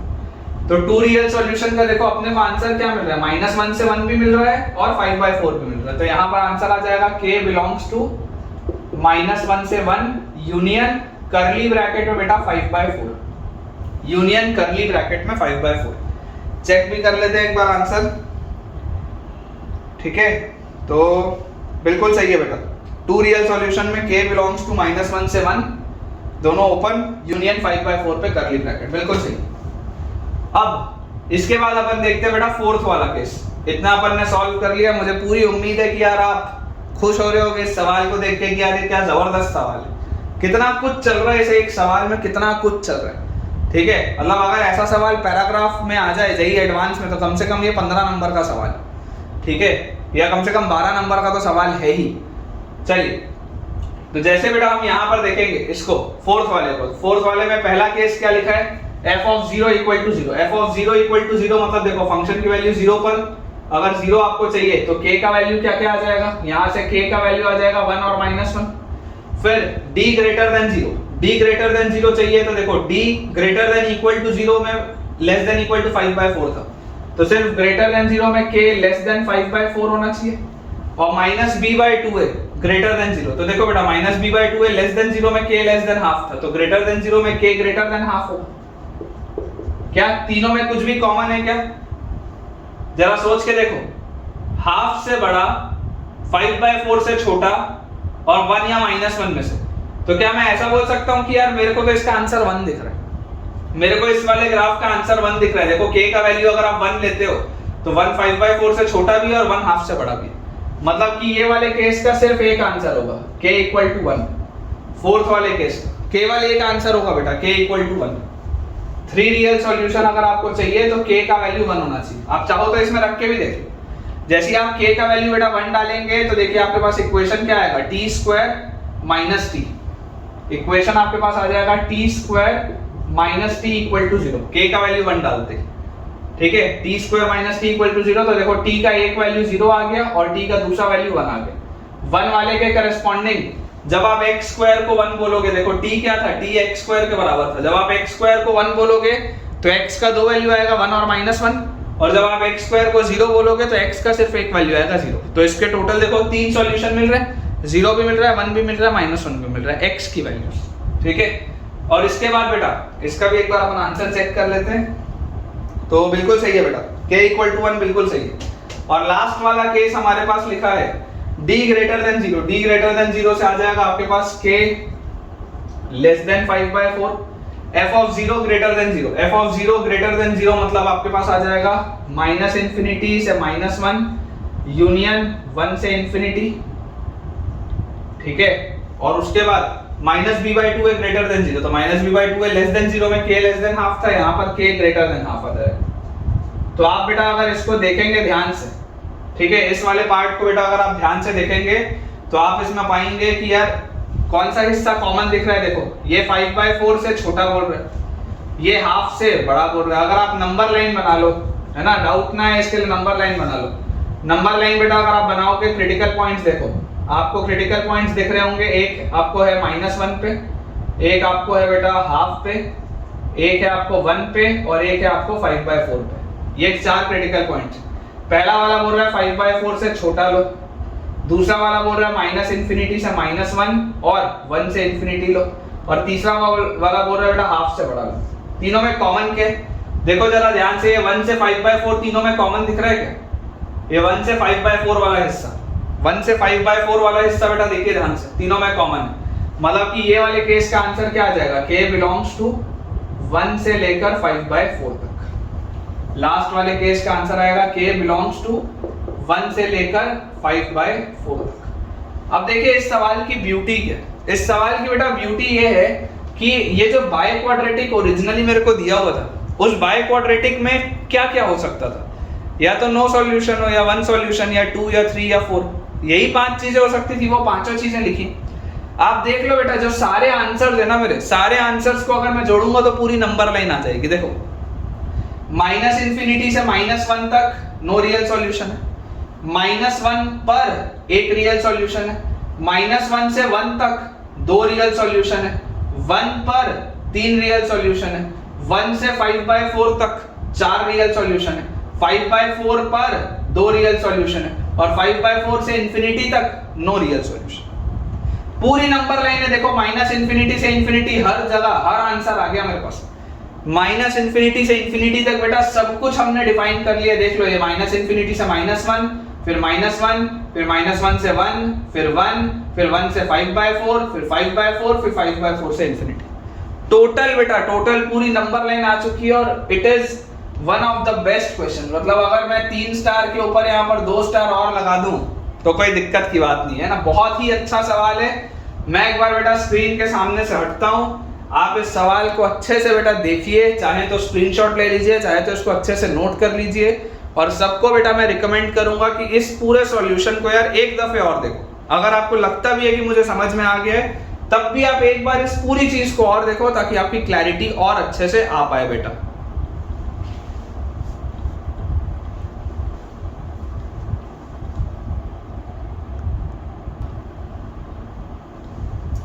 ठीक है बेटा, मुझे उम्मीद है आपने इसको अच्छे से देख लिया होगा। तो अपन अपना बोर्ड जल्दी से बेटा क्लियर कर लेते हैं और फिर नेक्स्ट क्वेश्चन की तरफ आगे बढ़ते हैं, है ना। और अगर बेटा आपको ये वाला सवाल पर्टिकुलरली अच्छा लगा है तो यार कमेंट से मुझे बताना कि ऐसा सवाल आपको पसंद आया या नहीं आया। इतने सारे केसेस, मतलब पूरा दिमाग खुल जाए बेटा किसी बच्चे का अच्छे से। ठीक है, तो ये वाला पर्टिकुलरली आपको सवाल कैसा लगा मुझे कमेंट से बेटा बिल्कुल बताइएगा। मेरे हिसाब से तो ये बहुत ही जबरदस्त क्वेश्चन था, तुम्हारे हिसाब से था या नहीं था बताना। चलिए ठीक है बेटा, अपना बोर्ड क्लियर हो चुका है। अगले सवाल की तरफ अपन आगे बढ़ते हैं। नेक्स्ट बेटा हमारे पास क्वेश्चन लिखा हुआ है, नेक्स्ट क्वेश्चन हमारे पास लिखा हुआ है कि x की power 4 minus ax³ plus 11x² minus ax plus 1 equal to 0। ठीक है, x की power 4 minus ax³ plus 11x² minus ax plus 1 equal to 0 if all the roots are positive, if all the roots are positive and distinct, if all the roots are positive and distinct, then find the range of a, then find the range of a। ये हमारे पास बेटा question कि if all the roots are positive and distinct then find the range of a। काफी अच्छा सवाल। Again आपके सामने बेटा एक बाय क्वाड्रेटिक दिख रहा है। इस बाय क्वाड्रेटिक में खास बात क्या है? इस बाय क्वाड्रेटिक में बेटा खास बात ये है कि फ्रंट से आप देखिए या बैक से देखिए कोफिशिएंट सेम है। जैसे फ्रंट में पहला कोफिशिएंट 1 है, बैक में भी पहला कोफिशिएंट 1 है। फ्रंट में दूसरा कोफिशिएंट -a है, बैक में भी दूसरा कोफिशिएंट -a है, और बीच वाला कोफिशिएंट भी देखिए 11 है। फ्रंट और बैक से आप देख सकते हैं कोफिशिएंट सेम है। तो ऐसे वाले सवालों में बेटा मैंने आपको एक बार बताया है ना, मैंने एक पहले आपको ऐसा सवाल कराया है। मैंने उसमें भी आपको बताया था कि अप्रोच क्या होता है। अप्रोच ये होता है कि जब भी फ्रंट और बैक से कोफिशिएंट सेम आते हैं, अप्रोच होता है डिवाइड बाय एक्स स्क्वायर।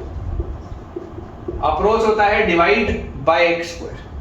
तो जैसे ही आप एक्स स्क्वायर से बेटा डिवाइड करेंगे, आप कर सकते हैं एक्स स्क्वायर से डिवाइड, क्योंकि x इक्वल टू 0 इसका सॉल्यूशन तो है नहीं। आप एक्स स्क्वायर से डिवाइड करिए तो आपके पास आएगा X square minus A X plus 11 minus A by X plus 1 by x square will be equal to 0। ये आपके पास आ जाएगा। और इसके बाद बेटा आपके पास क्या आ जाएगा, यहां से आप लिख सकते हैं X square plus 1 by x square minus A into X plus 1 by X plus 11 this will be equal to 0। ऐसा मैं लिख सकता हूं। और अगर बेटा मैं आपको बोल दूं let x plus 1 by x is equal to t, अगर मैं आपको बोल दूं let x plus 1 by x equal to t, ये मैंने आपको बेटा पहले भी कराया। अगर आपने लेक्चर ढंग से देखे हैं तो आपको ये दिखा होगा सवाल, मैंने पहले कराया है। अगर मैं x प्लस 1 बाय एक्स को t करूं तो स्क्वायर करो x square plus 1 by x square plus 2 into x into 1 by x, इसकी वैल्यू t स्क्वायर के बराबर होगी। x और x गया, मतलब कि x square plus 1 by x square का वैल्यू आएगा t square minus 2। x square plus 1 by x square का वैल्यू आएगा t स्क्वायर माइनस 2। मतलब ये जो बाय क्वाड्रेटिक थी उसको देखो अब मैं क्या लिख दिया, this is t square minus 2 minus 8t plus 11 equal to 0, या इसको आप लिख सकते हैं t square minus 8t plus 9 equal to 0। t square minus 8t plus 9 equal to 0। आप क्लियरली देख सकते हैं बेटा मैंने इस बाय क्वाड्रेटिक को एक क्वाड्रेटिक में कन्वर्ट कर दिया। मैंने जरूर x प्लस 1 बाय एक्स को t माना है, लेकिन आप देख सकते हैं कि मैंने इस बाय क्वाड्रेटिक को बेटा क्वाड्रेटिक में कन्वर्ट कर दिया। और क्योंकि आपको दिया हुआ है कि सारे ही रूट्स पॉजिटिव हैं और डिस्टिंक्ट हैं, सारे ही रूट्स बेटा पॉजिटिव है और डिस्टिंक्ट हैं, तो इससे एक चीज हमको और मिलती है सीखने को। वो क्या है कि यार अगर x पॉजिटिव होता ना, हालांकि अभी मैंने आपको सीक्वेंस एंड सीरीज पढ़ाया नहीं है बेटा, लेकिन हो सकता है आप में से कुछ बच्चों को पता भी हो। अगर नहीं भी पता होगा तो कोई घबराने की बात नहीं है, सीक्वेंस एंड सीरीज में आएगा। होता यह है कि जब x पॉजिटिव होता है ना, तो x प्लस 1 बाय एक्स हमेशा 2 से बड़ा होता है। ये होता है, ठीक है। कहां से आता है, कैसे आता है, आपके पास आएगा when am greater than gm में कराऊंगा, am ग्रेटर देन gm कराऊंगा सीक्वेंस एंड सीरीज में, उसमें आ जाएगा। नहीं तो आप समझने के लिए ऐसा समझ सकते हैं कि आप लिखिए root x minus 1 by root x का whole square, this will be greater than 0। Root x minus 1 by root x का होल स्क्वायर एक पॉजिटिव स्क्वायर है, 0 से बड़ा होगा, तो यहां से आपके पास आ जाएगा देखो x plus 1 by x minus 2 will be greater than 0, तो x प्लस 1 बाय एक्स आ जाएगा 2 से बड़ा, ठीक है। आप चाहो तो यहां से मान लो, अदरवाइज थोड़ा समय इंतजार करो, AMGM में आएगा बेटा, ठीक है ना। ये चीज AMGM में आएगी सीक्वेंस एंड सीरीज में। तो हमारे पास क्या आ गया, हमारे पास ये आ गया कि यार x प्लस 1 बाय एक्स जो है वो t से बड़ा है, x प्लस 1 बाय एक्स जो है वो t से बड़ा है। और क्योंकि बेटा देखो एक अप्रोच में आपको जो बता रहा हूं, जब भी फ्रंट और बैक से, जब भी बेटा फ्रंट और बैक से कोफिशिएंट सेम होते हैं, जब भी फ्रंट और बैक से कोफिशिएंट सेम होते हैं, इसका मतलब यह होता है कि रूट्स आर, ये कंसेप्ट है, roots are reciprocal of each other, roots are reciprocal of each other, ये कंसेप्ट होता है कि रूट्स जो होते हैं वो एक दूसरे के क्या होते हैं, रेसिप्रोकल होते हैं। तभी तो देखो आपने x प्लस 1 बाय एक्स को t माना ना।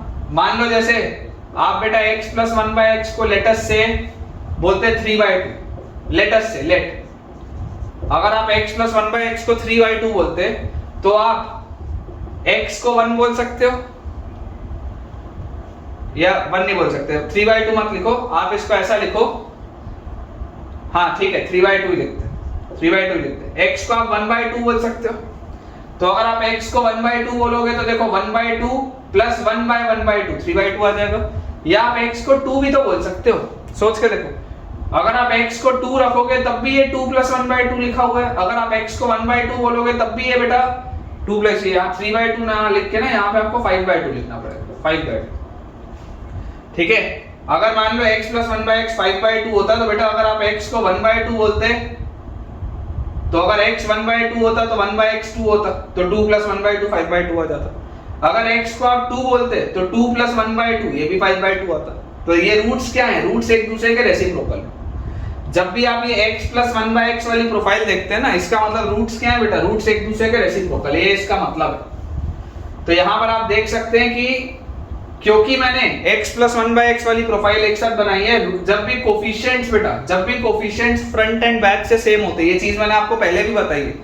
जब मैंने आपको बेटा बीच में एक लेक्चर में जब आपको सिर्फ बाय क्वाड्रेटिक के सवाल करा रहा था ना, उसमें मैंने आपको ये बताया था कि फ्रंट और बैक से अगर कोफिशिएंट सेम होता है, इसका मतलब उस बाय क्वाड्रेटिक के रूट्स जो होंगे वो एक दूसरे के रेसिप्रोकल होंगे। ठीक है, और आपको ये भी बोला जा रहा है कि सारे रूट्स डिस्टिंक्ट, सारे रूट्स डिस्टिंक्ट।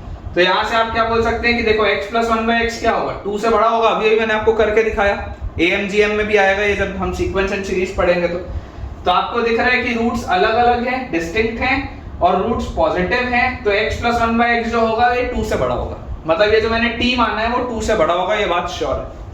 आप क्या चाहते हैं, आप चाहते हैं if all the roots are positive and distinct, अगर सारे रूट्स पॉजिटिव हो और अलग अलग हो, सारे ही रूट्स पॉजिटिव भी हों और सारे ही रूट्स अलग अलग भी हों, तो a का रेंज क्या होगा, ये सवाल है। सारे रूट्स पॉजिटिव, सारे रूट्स अलग अलग। जरा सोच के देखो, आपने इस बाय क्वाड्रेटिक को कन्वर्ट कर लिया इस क्वाड्रेटिक में। अब अगर पिछला वाला सवाल आपको समझ में आया है, तो अगर आपको बेटा बोला जाए कि बताइए इसके 4 रियल सॉल्यूशंस कब होंगे, 4 रियल सॉल्यूशंस, तो 4 रियल सॉल्यूशंस के लिए आप क्या बोलोगे कि यार सर ऐसा वाला ग्राफ होना चाहिए। 4 रियल सॉल्यूशन के लिए तो सर ऐसा वाला इसका कुछ ग्राफ होना चाहिए। क्यों ऐसा वाला ग्राफ होना चाहिए, क्योंकि यार सर t तो आपका 2 से बड़ा होना चाहिए। अगर गलती से भी t 2 से छोटा आ गया, सोचना, अगर गलती से भी ये t की वैल्यू 2 से छोटी हो गई तो रियल सॉल्यूशन नहीं मिलेगा, गड़बड़ हो जाएगी। मेरे को तो t को 2 से बड़ा रखना पड़ेगा ना, तभी तो x और 1/x अलग अलग आंसर आएंगे, तभी तो रियल सॉल्यूशन आएंगे। t को क्या करना पड़ेगा, 2 से बड़ा रखना पड़ेगा। तो यहां पर देखो बेटा, अगर मैं मान लूं कि यहां पर 2 है, तो आपके दोनों ही रूट क्या दिख रहे हैं, आपके दोनों ही रूट बेटा 2 से बड़े दिख रहे हैं। क्योंकि आप जब x प्लस 1/x को t मान रहे हो, तो x प्लस 1/x की मिनिमम वैल्यू 2 होती है, मतलब t जो होगा वो हमेशा ही 2 या उससे बड़ा होगा। जैसे पिछले वाले केस में था, पिछले वाले केस में t क्या था, x² था। तो x² अगर बेटा हमेशा ही 0 या उससे बड़ा होता था, तो t भी तो हमेशा ही 0 या उससे बड़ा चाहिए था ना। तो t लेस देन 0 में कोई सॉल्यूशन नहीं मिल रहा था, और t 0 या उससे बड़े में सॉल्यूशन मिल रहे थे। उसी लॉजिक से बेटा अगर आपको बोला जा रहा है कि रूट्स डिस्टिंक्ट हैं और पॉजिटिव हैं, तो t को क्या होना पड़ेगा, 2 से बड़ा होना पड़ेगा। अगर t को आप 2 से बड़ा बोलते हैं, तो अब इसको आप सॉल्व करेंगे तो कंडीशंस क्या क्या हैं, -b/2a, ये 2 से बड़ा होगा, वर्टेक्स का x कोऑर्डिनेट, इसका t ग्रेटर देन 0 होगा, तभी तो देखो यहां से t की एक वैल्यू आएगी, यहां से t की दूसरी वैल्यू आएगी, तभी तो 4 सॉल्यूशन मिलेंगे। t की एक वैल्यू आएगी तो यहां से 2 सॉल्यूशन आएंगे, और t की जब दूसरी वैल्यू आएगी तो फिर 2 सॉल्यूशन आएंगे। तो तुमको अगर इसमें बोला जा रहा है कि सारे रूट्स पॉजिटिव हैं और डिस्टिंक्ट हैं, चारों ही रूट्स पॉजिटिव है और डिस्टिंक्ट हैं, तो आपको रेंज बताना है a का। तो यहां से आप इसको सॉल्व कब कर पाओगे, आप बेटा इसको सॉल्व कर पाओगे जब ये दोनों ही आंसर आएंगे, d ग्रेटर देन 0 होगा। d इक्वल टू 0 में काम नहीं चलेगा, क्योंकि अगर गलती से भी देखो, अगर गलती से भी बेटा d इक्वल टू 0 होता तो t की सिर्फ एक वैल्यू होती, और अगर t की सिर्फ एक वैल्यू होती तो x की केवल 2 वैल्यू आती। मुझे तो क्या बोला जा रहा है कि चारों रूट्स है, all the roots are positive and distinct, सारे ही रूट्स मेरे पास होने चाहिए, एक या दो रूट से काम नहीं चलेगा बेटा, सारे ही रूट्स होने चाहिए। ठीक है, इसके लिए d आपका जो होगा वो इक्वल टू 0 नहीं हो सकता। ठीक है ना, ये जो बेटा d आपका होगा, this can not be equal to 0, ये बात समझ में आनी चाहिए। तो d ग्रेटर देन 0 होगा, -b/2 है, 2 से बड़ा होगा, और फंक्शन की वैल्यू 2 पर क्या होगी बेटा, फंक्शन की वैल्यू 2 पर पॉजिटिव होगी, फंक्शन की वैल्यू 2 पर पॉजिटिव होगी। ठीक है, तो ये हमारे पास आ गया, सॉल्व करते हैं। जैसे बेटा आप इसको सॉल्व करेंगे, देखिए माइनस बी बाई टू है क्या, माइनस बी बाई टू है is a by two, this should be greater than 0, sir this should be greater then 2, तो आपके पास आ गया a should be greater then 4। उसके बाद है d ग्रेटर देन 0, डिस्क्रिमिनेंट क्या है, b square minus 4ac, this should be greater than 0, तो a स्क्वायर माइनस 36 मतलब a minus 6 into a plus 6, this should be greater than 0, तो a belongs to क्या आ जाएगा, माइनस 6 से 6, सॉरी ग्रेटर देन 0 बोल रहा है तो आ जाएगा a belongs to minus infinity से माइनस 6 यूनियन 6 से इंफिनिटी। और लास्ट वाला है आपके पास, देखिए ये एक केस आ गया, ये एक दूसरा आंसर आपके पास आ गया। लास्ट वाला है फंक्शन की वैल्यू 2 पर पॉजिटिव होनी चाहिए, फंक्शन की वैल्यू 2 पर कितनी आएगी, 4 minus 2a plus 9 should be positive, मतलब कि आपके पास आ जाएगा 2a 9 और 4 13 minus 13 should be less than 0, मतलब a should be less then 13/2। ये 3 बेटा आपके पास आंसर आ रहे हैं, ये 3 आपके पास आंसर आ रहे हैं।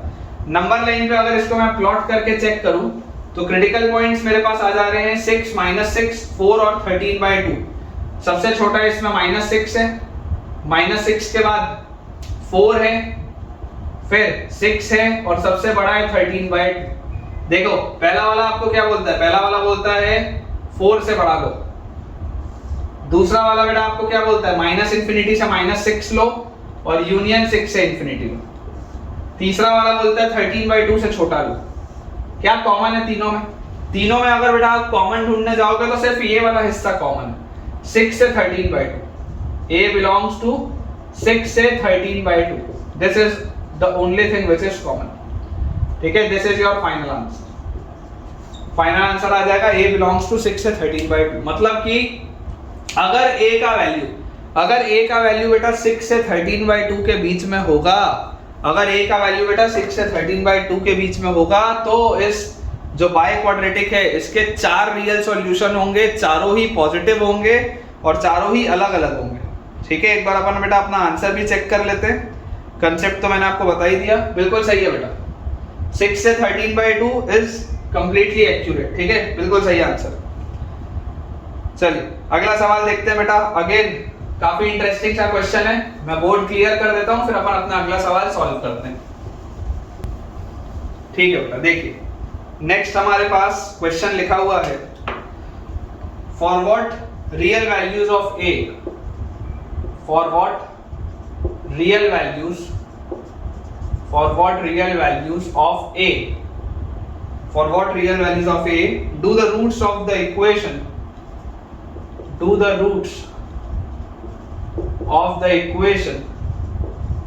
for what real values of a do the roots of the equation x square minus 2x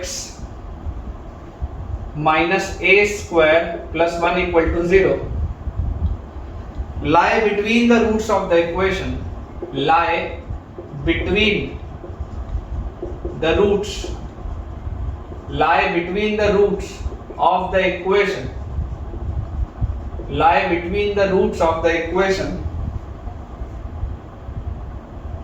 x square minus twice of a plus 1x plus a into a minus 1 equal to 0,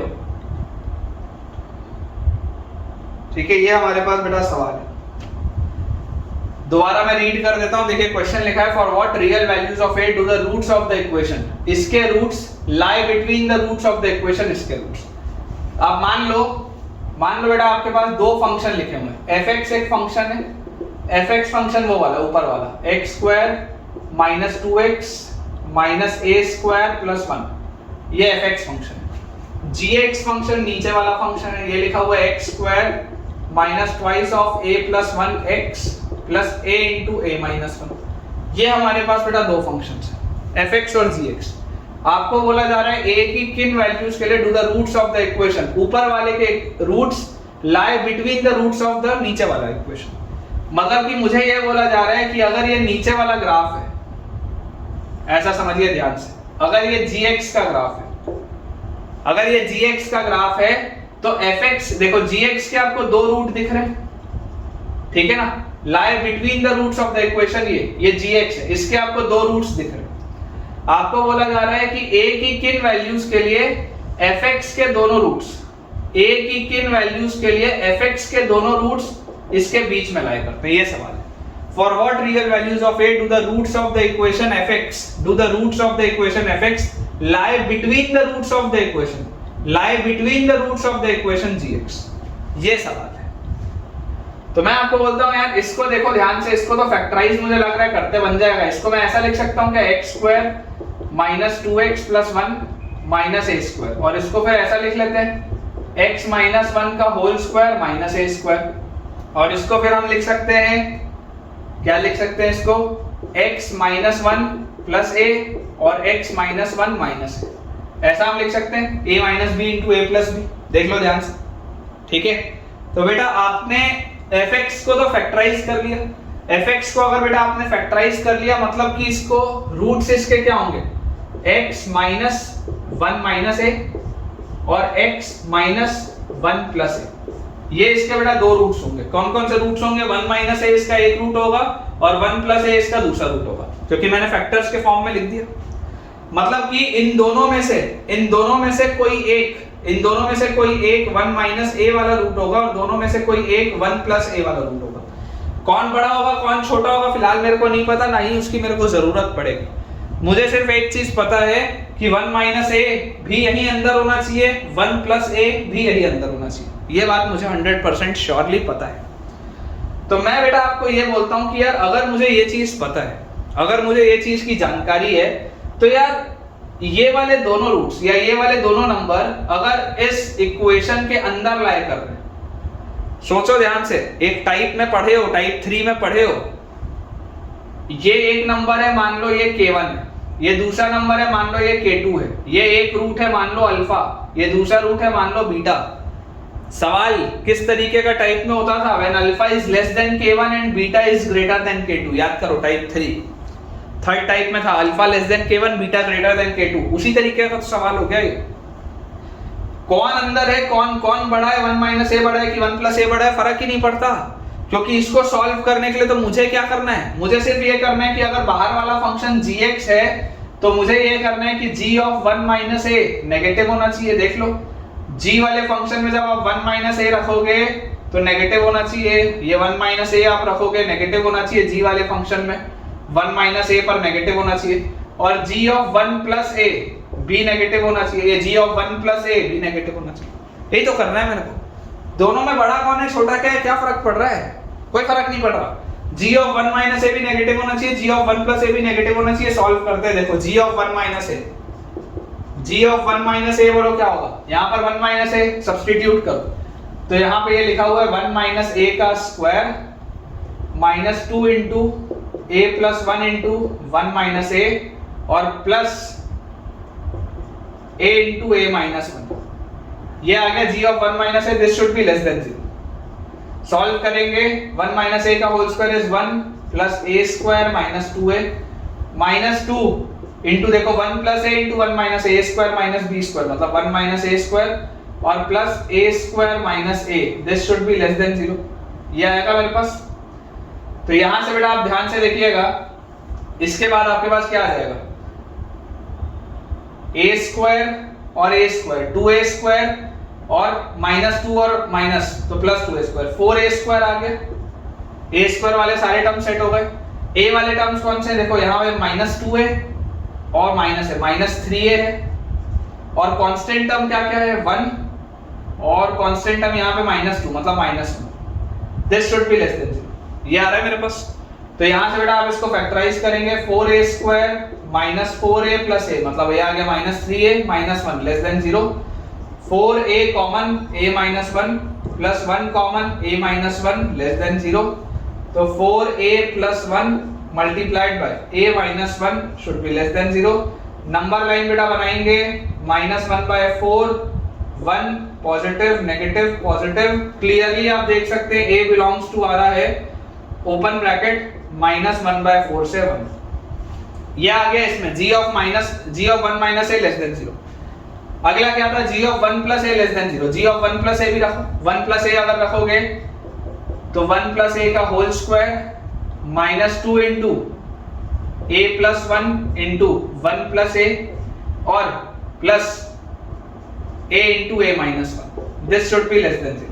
correct? तो यहाँ पे बेटा देखो ये 1 plus a का whole square लिखा है और ये माइनस 2 into ये भी 1 plus a का होल स्क्वायर लिखा है, मतलब माइनस 1 plus a का होल स्क्वायर और plus a into a minus 1 is less than 0. Open up करेंगे minus 1 minus a square minus 2a square plus 2a plus 1 और अंदर plus a square minus a less than 0.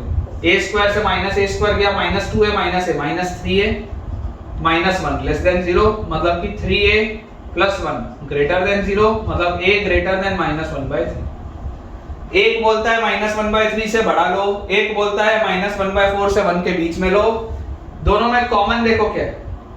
Number line पे बेटा अगर बनाओगे minus 1/3 is minus 0.33, minus 1/4 is minus 0.25 और 1. ये बोलता है माइनस 1/4 से 1 के बीच में लो, ये बोलता है माइनस 1/3 से बढ़ा लो, जो लेना है. तो दोनों में कॉमन क्या है बेटा? दोनों में कॉमन माइनस 1/4 से 1 है. तो फाइनल आंसर क्या आएगा? Final answer will B a belongs to minus 1/4 से 1. This will be your final answer. ठीक है, a belongs to माइनस 1/4 से 1. एक बार बेटा चेक कर लेता हूं मैं भी आंसर कि अपना आंसर सही है या नहीं. बाकी कंसेप्चुअली तो इसमें प्रॉब्लम नहीं होनी चाहिए मेरे हिसाब से. आपको इसमें बेटा कंसेप्चुअली कोई भी दिक्कत नहीं आनी चाहिए, बहुत ही आसान सा ये सवाल. ठीक है बेटा, मैं बोर्ड जल्दी से क्लियर कर देता हूं, फिर हम अपना अगला सवाल बनाते हैं. मुझे पूरी उम्मीद है यार कि हमने क्वाड्रेटिक बहुत अच्छे से किया है बेटा, बहुत अच्छे से. इतने सारे सवाल शायद यार किसी जगह होते हैं क्वाड्रेटिक में, लेकिन बेटा ये बहुत एक इंपॉर्टेंट चैप्टर है. आपको अगर क्वाड्रेटिक आता होगा तो आपको आगे तकलीफ नहीं आएगी, देखिएगा किसी भी चैप्टर में. ठीक है, चलिए अगला सवाल देखते हैं बेटा. नेक्स्ट क्वेश्चन हमारे पास लिखा है, find all the values of a, find all the values of a such that all the values of a such that 4 raised to the power x minus a times 2 raised to the power x minus a plus 3 is less than equal to 0 for at least one real x, for at least one real x. देखेंगे, ध्यान से देखेंगे बेटा, अच्छा question. Find all the values of a such that 4 raised to the power x minus a times 2 raised to the power x minus a plus 3 less than equal to 0 for at least one real x. एक बार इस equation को दोबारा लिखता हूं क्योंकि ये अभी quadratic जैसा तो बिल्कुल भी नहीं दिख रहा, तो दोबारा लिखते हैं. 4 to the power x minus a times 2 to the power x minus a plus 3 less than equal to 0. अगर मैं 2 to the power x को बेटा t बोलूं तो ये लिखा हुआ है t square minus 80 minus a plus 3 less than equal to 0. अब ये क्वाड्रेटिक दिख रहा है, पहले नहीं दिख रहा था, अब दिख रहा है. और 2 की पावर x को अगर मैंने t माना है तो 2 की पावर x तो हमेशा ही पॉजिटिव होता है, जीरो भी नहीं हो सकता, हमेशा ही पॉजिटिव होता है. इसका मतलब ये है कि t को पॉजिटिव होना पड़ेगा, है ना. t को पॉजिटिव होना पड़ेगा, ये बात तो श्योर है. आपको बेटा बोला जा रहा है दैट एक क्वाड्रेटिक है जिसका लीडिंग कोफिशिएंट पॉजिटिव है. देखो t स्क्वायर का कोफिशिएंट पॉजिटिव है. एक क्वाड्रेटिक है जिसका लीडिंग कोफिशिएंट पॉजिटिव है, मतलब कि ये माउथ ओपनिंग अपवर्ड्स पैराबोला है, ये 0 के बराबर है या नेगेटिव है. माउथ ओपनिंग अपवर्ड्स पैराबोला है बेटा, ये 0 के बराबर है या नेगेटिव है. this quadratic is either equal to 0 or it is negative. और ये चीज आपको प्रूव करनी है for at least one real x, तो इसके लिए कैसे कैसे ग्राफ हो सकते हैं जरा सोच के मुझे बताइएगा. क्या ऐसा इसका ग्राफ हो सकता है क्या कभी भी? क्या ऐसा कभी भी ग्राफ हो सकता है क्या t की वैल्यू नेगेटिव आ सकती है क्या बेटा? सोच के देखो. ये वाले क्वाड्रेटिक में देखो, ये क्वाड्रेटिक है, माउथ ओपनिंग अपवर्ड्स पैराबोला है, माउथ ओपनिंग अपवर्ड्स पैराबोला है. ये पैराबोला नेगेटिव भी हो रहा है, लेकिन इसमें t का रूट्स क्या है? रूट्स आ रहे बेटा मेरे पास, क्या रूट्स आ रहे हैं मेरे पास? नेगेटिव. क्या t कभी भी नेगेटिव हो सकता था क्या? नेगेटिव रूट्स ले सकता था क्या? नहीं ले सकता था. यहाँ तो देखो ये एक्सेस क्या है, टी का एक्सेस है ना, ये क्वाड्रेटिक टी में लिखा है टी का एक्सेस है। टी यहाँ पर आपको नेगेटिव मिल रहा है, क्या भला टी कभी भी नेगेटिव हो सकता है क्या? टी तो नेगेटिव हो ही नहीं सकता है, टी कैसे नेगेटिव होगा? तो अगर टी नेगेटिव हो ही नहीं सकता तो ये वाला केस तो गलत हो गया, ये वाला केस तो आपको रिजेक्ट करना पड़ेगा, क्योंकि इसमें देखो इसमें दोनों जो टी मिल रहे हैं वो नेगेटिव। अच्छा, क्या कभी भी इस तरीके का बेटा केस हो सकता है क्या? कभी भी ऐसा d लेस देन 0 वाला कोई भी केस हो सकता है क्या? d लेस देन 0 वाला ये तो हो ही नहीं सकता, क्योंकि आपको तो बोला जा रहा है माउथ ओपनिंग अपवर्ड्स पैराबोला नीचे उतरना चाहिए, या तो 0 या तो नीचे। तो 0 या नीचे अगर उतरना है तो ये भी नहीं हो सकता कभी भी, दिस इज आल्सो रॉन्ग। अच्छा, और क्या हो सकता है, क्या हो सकता है और क्या नहीं हो सकता देखते हैं। क्या ऐसा कभी भी हो सकता है कि ये टच करता हुआ जाए? ऐसा कभी पॉसिबल है क्या? ये भी कभी पॉसिबल नहीं है, क्योंकि इसमें तो t क्या हो रहा है, ये देखो ये पूरी की पूरी चीज समझना, ये एक माउथ ओपनिंग अपवर्ड्स पैराबोला है, ये 0 के बराबर हो रहा है, बिल्कुल सही है 0 के बराबर हो रहा है, लेकिन इसके लिए t क्या है? इसके लिए ये t तो नेगेटिव है ना बेटा। ये कोई t1 पे अगर हो रहा होगा तो ये t1 तो नेगेटिव है ना। क्या t कभी भी नेगेटिव हो सकता है क्या? नहीं हो सकता, ये भी गलत है। जो गलत है वो भी पता होना चाहिए, तभी तो कंसेप्ट्स क्लियर होंगे। अच्छा, ऐसा हो सकता है क्या? सोच के देखिएगा। अब अपन सही वाला ग्राफ बनाते हैं। ऐसा हो सकता है कि इस तरीके का, तो ऐसा तो ग्राफ हो सकता है, क्योंकि देख लो ये माउथ ओपनिंग अपवर्ड्स पैराबोला है, बिल्कुल है। ये 0 से छोटा हो रहा है, बिल्कुल देखो 0 से छोटा हो रहा है। और देखिएगा ध्यान से, पॉजिटिव t होना चाहिए। हाँ देखो पॉजिटिव t के लिए हो रहा है, देखो इतने हिस्से में तो t पॉजिटिव है, ये t के रिस्पेक्ट में ग्राफ है, तो ये ग्राफ आपका हो सकता है। This is a possible graph, ठीक है। वर्टेक्स इसका इधर होगा, बीच में होगा कि इधर होगा, उससे फर्क नहीं पड़ता। वर्टेक्स इधर होगा, बीच में होगा कि इधर होगा, फर्क नहीं पड़ता, लेकिन इस तरीके का ग्राफ हो सकता है, इसमें कोई प्रॉब्लम नहीं। और कैसा ग्राफ हो सकता है, जरा ध्यान से सोचिएगा, जरा बेटा ध्यान से सोचिएगा। क्या ऐसा वाला ग्राफ हो सकता है क्या? इस तरीके का t के रिस्पेक्ट में देखो ये ग्राफ नेगेटिव हो रहा है, देख लो ध्यान से, ये ग्राफ नेगेटिव हो रहा है, बिल्कुल हो रहा है। पॉजिटिव वैल्यूज ऑफ t के लिए हो रहा है, बिल्कुल हो रहा है, बिल्कुल सही। क्या ऐसा ग्राफ हो सकता है कि इस तरीके का ग्राफ देखो, अगर ये टच करता हुआ चला जाए, अगर ये टच करता हुआ चला जाए, क्या ये पॉसिबल है या नहीं है? जरा सोच के देखो, क्या ये पॉसिबल है क्या? अगर आप ध्यान से बेटा सोचेंगे, अगर आप ध्यान से सोचेंगे तो आप इसमें बेटा ये पाएंगे कि यार ये देखो ये वाला जो ग्राफ था ये 0 के बराबर हो रहा है। आपके में देखो इक्वालिटी भी लगी, तो ये बात बिल्कुल सही है, 0 के बराबर हो रहा है। और 0 के बराबर कौन से t के लिए हो रहा है? किसी पॉजिटिव t के लिए हो रहा है। यहाँ पर देखो ये वाला मैंने केस रिजेक्ट क्यों किया था? क्योंकि ये 0 के बराबर तो हो रहा था, लेकिन ये नेगेटिव t के लिए हो रहा था। मेरे को t क्या चाहिए? मेरे को t पॉजिटिव चाहिए। तो पॉजिटिव t के लिए बेटा अगर ये 0 के बराबर हो रहा है तो ये ग्राफ हो सकता है। और क्या हो सकता है? क्या ऐसा कभी हो सकता है क्या? सोच के देखो कि एक रूट 0 हो जाए और एक रूट पॉजिटिव हो, ऐसा हो सकता है क्या? देखो बिल्कुल हो सकता है। ये ग्राफ नेगेटिव तो है ही, ये ग्राफ नेगेटिव तो है ही, नेगेटिव वैल्यूज तो ले रहा है, mouth opening upwards parabola negative values ले रहा है, और पॉजिटिव t के लिए ले रहा है, पॉजिटिव t के लिए ले रहा है, ठीक है। और क्या हो सकता है? ऐसा हो सकता है कि जरा सोचेंगे ध्यान से सोच के देखेंगे। इस तरीके का अगर मैं मान लो बनाऊं कोई ऐसा कॉन्फ़िगरेशन, कोई अगर बेटा मैं ऐसा वाला कॉन्फ़िगरेशन देखूं, देखो ये नेगेटिव हो रहा है, उसमें प्रॉब्लम नहीं है, नेगेटिव हो रहा है, लेकिन ये नेगेटिव कौन से t के लिए हो रहा है? नेगेटिव t के लिए हो रहा है। मेरे को तो पॉजिटिव t चाहिए था, लेकिन बेटा ये 0 पर देखो क्या हो रहा है, t की वैल्यू 0 पर ये 0 ले रहा है वैल्यू, फंक्शन की वैल्यू 0 हो रही है 0 पर।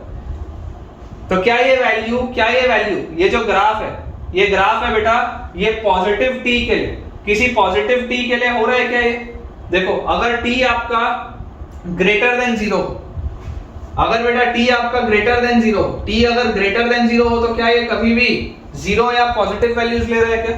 तो देखो आपको तो ये क्या चाहिए था? 0 या नेगेटिव वैल्यूज लेता हुआ चाहिए था। जैसे ही आप t पॉजिटिव लोगे, t आप बेटा जैसे ही पॉजिटिव लोगे, ये ग्राफ आपका गलत हो जाएगा, क्योंकि पॉजिटिव वैल्यूज ऑफ t के लिए ये ग्राफ ऊपर जा रहा है। 0 पर ये 0 हो रहा है, लेकिन आप t तो 0 रख ही नहीं सकते, आपको t क्या रखना है? आपको t तो पॉजिटिव रखना है। अगर t की वैल्यू 0 हो रही होती तब ये वैल्यू 0 हो रही थी, ये वैल्यू 0 हो रही थी, लेकिन ये वैल्यू 0 कब हो रही है? ये पूरी चीज 0 के बराबर कब हो रही है? जब t की वैल्यू 0 हो रही है। क्या t की वैल्यू 0 हो सकती है क्या? नहीं हो सकती। तो ये वाला ग्राफ आपका नहीं हो सकता। अच्छा, क्या ऐसा आपका ग्राफ हो सकता है क्या? सोच के देखिएगा, इस तरीके का ग्राफ हो सकता है क्या कभी ऐसा वाला कि t की वैल्यू 0 पर t की वैल्यू 0 पर बेटा ये ग्राफ भी 0 आ जाए। तो बेटा t की वैल्यू 0 तो आप रख ही नहीं सकते ना। देखो t की वैल्यू आपको पॉजिटिव रखनी, पॉजिटिव t के लिए ये 0 या नेगेटिव होना चाहिए। पॉजिटिव t के लिए आपका ग्राफ 0 या नेगेटिव होना चाहिए। देखो पॉजिटिव t के लिए आपका ग्राफ 0 या नेगेटिव होना चाहिए, इसमें नहीं हो रहा। पॉजिटिव t के लिए आपका ग्राफ 0 या नेगेटिव होना चाहिए, इसमें नहीं हो रहा। पॉजिटिव t के लिए आपका ग्राफ 0 या नेगेटिव होना चाहिए, इसमें नहीं हो रहा। पॉजिटिव t के लिए आपका ग्राफ 0 या नेगेटिव होना चाहिए, इसमें हो रहा है। पॉजिटिव t के लिए, पॉजिटिव t के लिए मेरा ग्राफ 0 या नेगेटिव, इसमें भी नहीं हो रहा है, गलत हो गया ग्राफ। पॉजिटिव t के लिए, पॉजिटिव t के लिए मेरा ग्राफ 0 या नेगेटिव होना चाहिए। क्या पॉजिटिव t के लिए 0 या नेगेटिव हो रहा है? क्या नहीं हो रहा, गलत हो गया। पॉजिटिव t के लिए, पॉजिटिव t के लिए बेटा ये ग्राफ 0 या नेगेटिव होना चाहिए। देखो ध्यान से, तो ये पॉजिटिव t के लिए नेगेटिव तो हो रहा है, बिल्कुल सही है। पॉजिटिव t के लिए नेगेटिव हो रहा है, बिल्कुल सही है। पॉजिटिव t के लिए 0 हो रहा है, बिल्कुल सही। तो अब बेटा जो जो ग्राफ गलत हैं उनको मैं मिटा देता हूं, क्योंकि ये मैंने आपको समझाने के लिए बनाए थे। कंसेप्ट क्लियर होना बहुत ज्यादा जरूरी है, ठीक है। तो जो जो भी गलत ग्राफ है उसको अब मैं मिटा देता हूं, क्योंकि आप पॉइंट तो समझ चुके ही हैं। और बची हुई चीज को हम सॉल्व करते हैं, ठीक है। बची हुई चीज को हम सॉल्व करते हैं। देखिए आप अगर इसको देखेंगे तो यहां पर आपको सिर्फ एक चीज सॉल्व करनी है, दैट इज फंक्शन की वैल्यू 0 पर नेगेटिव होनी चाहिए। वर्टेक्स से इसको कोई फर्क नहीं पड़ रहा, वर्टेक्स इधर हो, बीच में हो, कोई फर्क नहीं पड़ रहा। नेगेटिव मिल रही है वैल्यूज, फंक्शन की वैल्यू 0 पर नेगेटिव होनी चाहिए। फंक्शन की वैल्यू 0 पर नेगेटिव होनी चाहिए। देखो 0 रखो, 0 0 minus a plus 3, minus a plus 3 ये नेगेटिव होना चाहिए, ठीक है। तो अगर माइनस a प्लस 3 नेगेटिव होना चाहिए मतलब a को 3 से बड़ा होना चाहिए। यहां से आगे ये वाले को ध्यान से देखेंगे, इसको देखेंगे तो इसमें क्या लिखा है, फंक्शन की वैल्यू 0 पर positive, discriminant greater than equal to 0, vertex का x कोऑर्डिनेट पॉजिटिव। तीन चीजें हैं इसमें, तीन चीजें। इसको सॉल्व करते हैं बेटा। देखो यहां पर सॉल्व कर लेते हैं, यहां पर अपने पास स्पेस है। फंक्शन की वैल्यू 0 पर पॉजिटिव चाहिए, 0 0 minus a plus 3, minus a plus 3 positive चाहिए, मतलब a आ गया 3 से छोटा। यहां पर देख लो माइनस a प्लस 3 पॉजिटिव चाहिए, a आ गया 3 से छोटा। d greater than equal to 0, इसका डिस्क्रिमिनेंट क्या है, b square minus 4ac, this should be greater than equal to 0। तो d greater than equal to 0 में आप सॉल्व करेंगे, a स्क्वायर प्लस 4a और minus 12, this should be greater than equal to 0। इसको आप लिख सकते हैं a square plus 6a minus 2a, आ गया plus 4a minus 12 greater than equal to 0। Number line पे बनाएंगे तो a plus 6 into a minus 2 greater than equal to 0, है ना। a square 6a minus 2a, तो आ गया प्लस 4a और माइनस 12, बिल्कुल सही। नंबर लाइन पे बेटा देखेंगे हमारे पास आ रहा है माइनस 6 2 पॉजिटिव नेगेटिव पॉजिटिव, तो a बिलोंग्स टू क्या आ गया यहां से, माइनस इंफिनिटी से लेकर कहां तक, माइनस 6 तक, यूनियन 2 से लेकर इंफिनिटी तक। माइनस इंफिनिटी से लेकर माइनस 6 तक, यूनियन 2 से लेकर इंफिनिटी तक। ये आपके पास आ जाएगा, ठीक है, ये आपके पास आ जाएगा यहां से। और इसके अलावा और एक कौन सा केस है, वर्टेक्स का x कोऑर्डिनेट पॉजिटिव होना चाहिए। वर्टेक्स का बेटा अगर x कोऑर्डिनेट पॉजिटिव होना चाहिए मतलब माइनस b/2 है, माइनस b/2 है, पॉजिटिव होना चाहिए। तो माइनस b मतलब a/2 वर्टेक्स का x coordinate, this should B positive, तो a पॉजिटिव होना चाहिए। तो देखो ये वाला जो केस था, ये वाले केस के अंदर बेटा आपके पास टोटल 3 चीजें हैं। ये वाले केस के अंदर आपके पास टोटल 3 चीजें हैं, ये 3 चीजें। तीनों का अगर मैं नंबर लाइन बनाऊंगा, नंबर लाइन अगर बेटा बनाऊंगा तो क्रिटिकल पॉइंट्स कहां पर है, माइनस 6 पर है, माइनस 6 के बाद क्रिटिकल पॉइंट 0 पर है, 0 के बाद 2 पर है, 2 के बाद 3 पर है। पहला बोलता है 3 से छोटा लो, दूसरा बोलता है माइनस इंफिनिटी से माइनस 6 लो, माइनस 6 पे क्लोज लगा है, और 2 से लेकर इंफिनिटी तक लो, और उसके बाद तीसरा बोलता है 0 से बड़ा लो। तीनों में कॉमन क्या है, तीनों बेटा अगर आप कॉमन देखोगे तो यार ये 2 से 3 वाला हिस्सा देखो, ये 2 से 3 वाला हिस्सा तीनों में कॉमन है और 2 पर क्लोज्ड है, 2 पर क्लोज्ड है हर जगह। मतलब ये वाला जो ग्राफ है, ये वाले ग्राफ का आंसर क्या आएगा, ये वाले ग्राफ का आपके पास बेटा आंसर आएगा क्लोज ब्रैकेट 2 से 3 ओपन, क्लोज ब्रैकेट 2 से 3 ओपन आ गया इसका आंसर। ये वाला जो प्रोफाइल था इसका आंसर क्या आ रहा है, ये वाले प्रोफाइल का आंसर आपके पास आ रहा है 3 से बड़ा, ये वाले प्रोफाइल का आंसर आ रहा है आपके पास 3 से बड़ा, ठीक है। इसको अब देखो, ये वाला जो तीसरा केस था, तीसरे केस में क्या आपको दिख रहा है, आपने बोला है फंक्शन की वैल्यू 0 पर 0 होनी चाहिए। ये वाला केस तो वही है, फंक्शन का वैल्यू 0 पर 0 होना चाहिए। रख के सॉल्व करो, फंक्शन का वैल्यू 0 पर निकालोगे, 0 0 minus a plus 3, minus a plus 3 should be equal to 0, मतलब a का वैल्यू आना चाहिए 3। a के वैल्यू 3 पे आपका ग्राफ कैसा बनेगा, जैसे आप a का वैल्यू 3 रखोगे आपका ग्राफ आएगा t square minus 3t, this should be equal to 0। तो t का वैल्यू आएगा 0 एंड 3, t का वैल्यू आएगा बेटा 0 एंड 3, बिल्कुल सही। ऐसा ग्राफ हो सकता है, बिल्कुल सही है। t का वैल्यू 0 आ गया और t का वैल्यू 3 आ गया, तो a का वैल्यू 3 आ गया मेरे पास। इस केस से आंसर आ गया a का वैल्यू 3। अब फाइनल आंसर क्या होगा, तीनों केसेस का जो आंसर है उनका union. So final answer will B, देखिए ये बोलता है 2 से लेकर 3 तक जाओ, 2 से लेकर 3 तक जाओ, ये बोलता है 3 ले लो और ये बोलता है 3 से बढ़ा लो। तो आप बेटा जब तीनों को जोड़ेंगे तो 2 से 3 और 3 से बड़ा, मतलब final answer will be 2 close से इंफिनिटी। चेक कर लीजिए बेटा, final answer will be from 2 close to infinity. ठीक है, ये अपने पास अपना फाइनल आंसर बेटा आ जाएगा।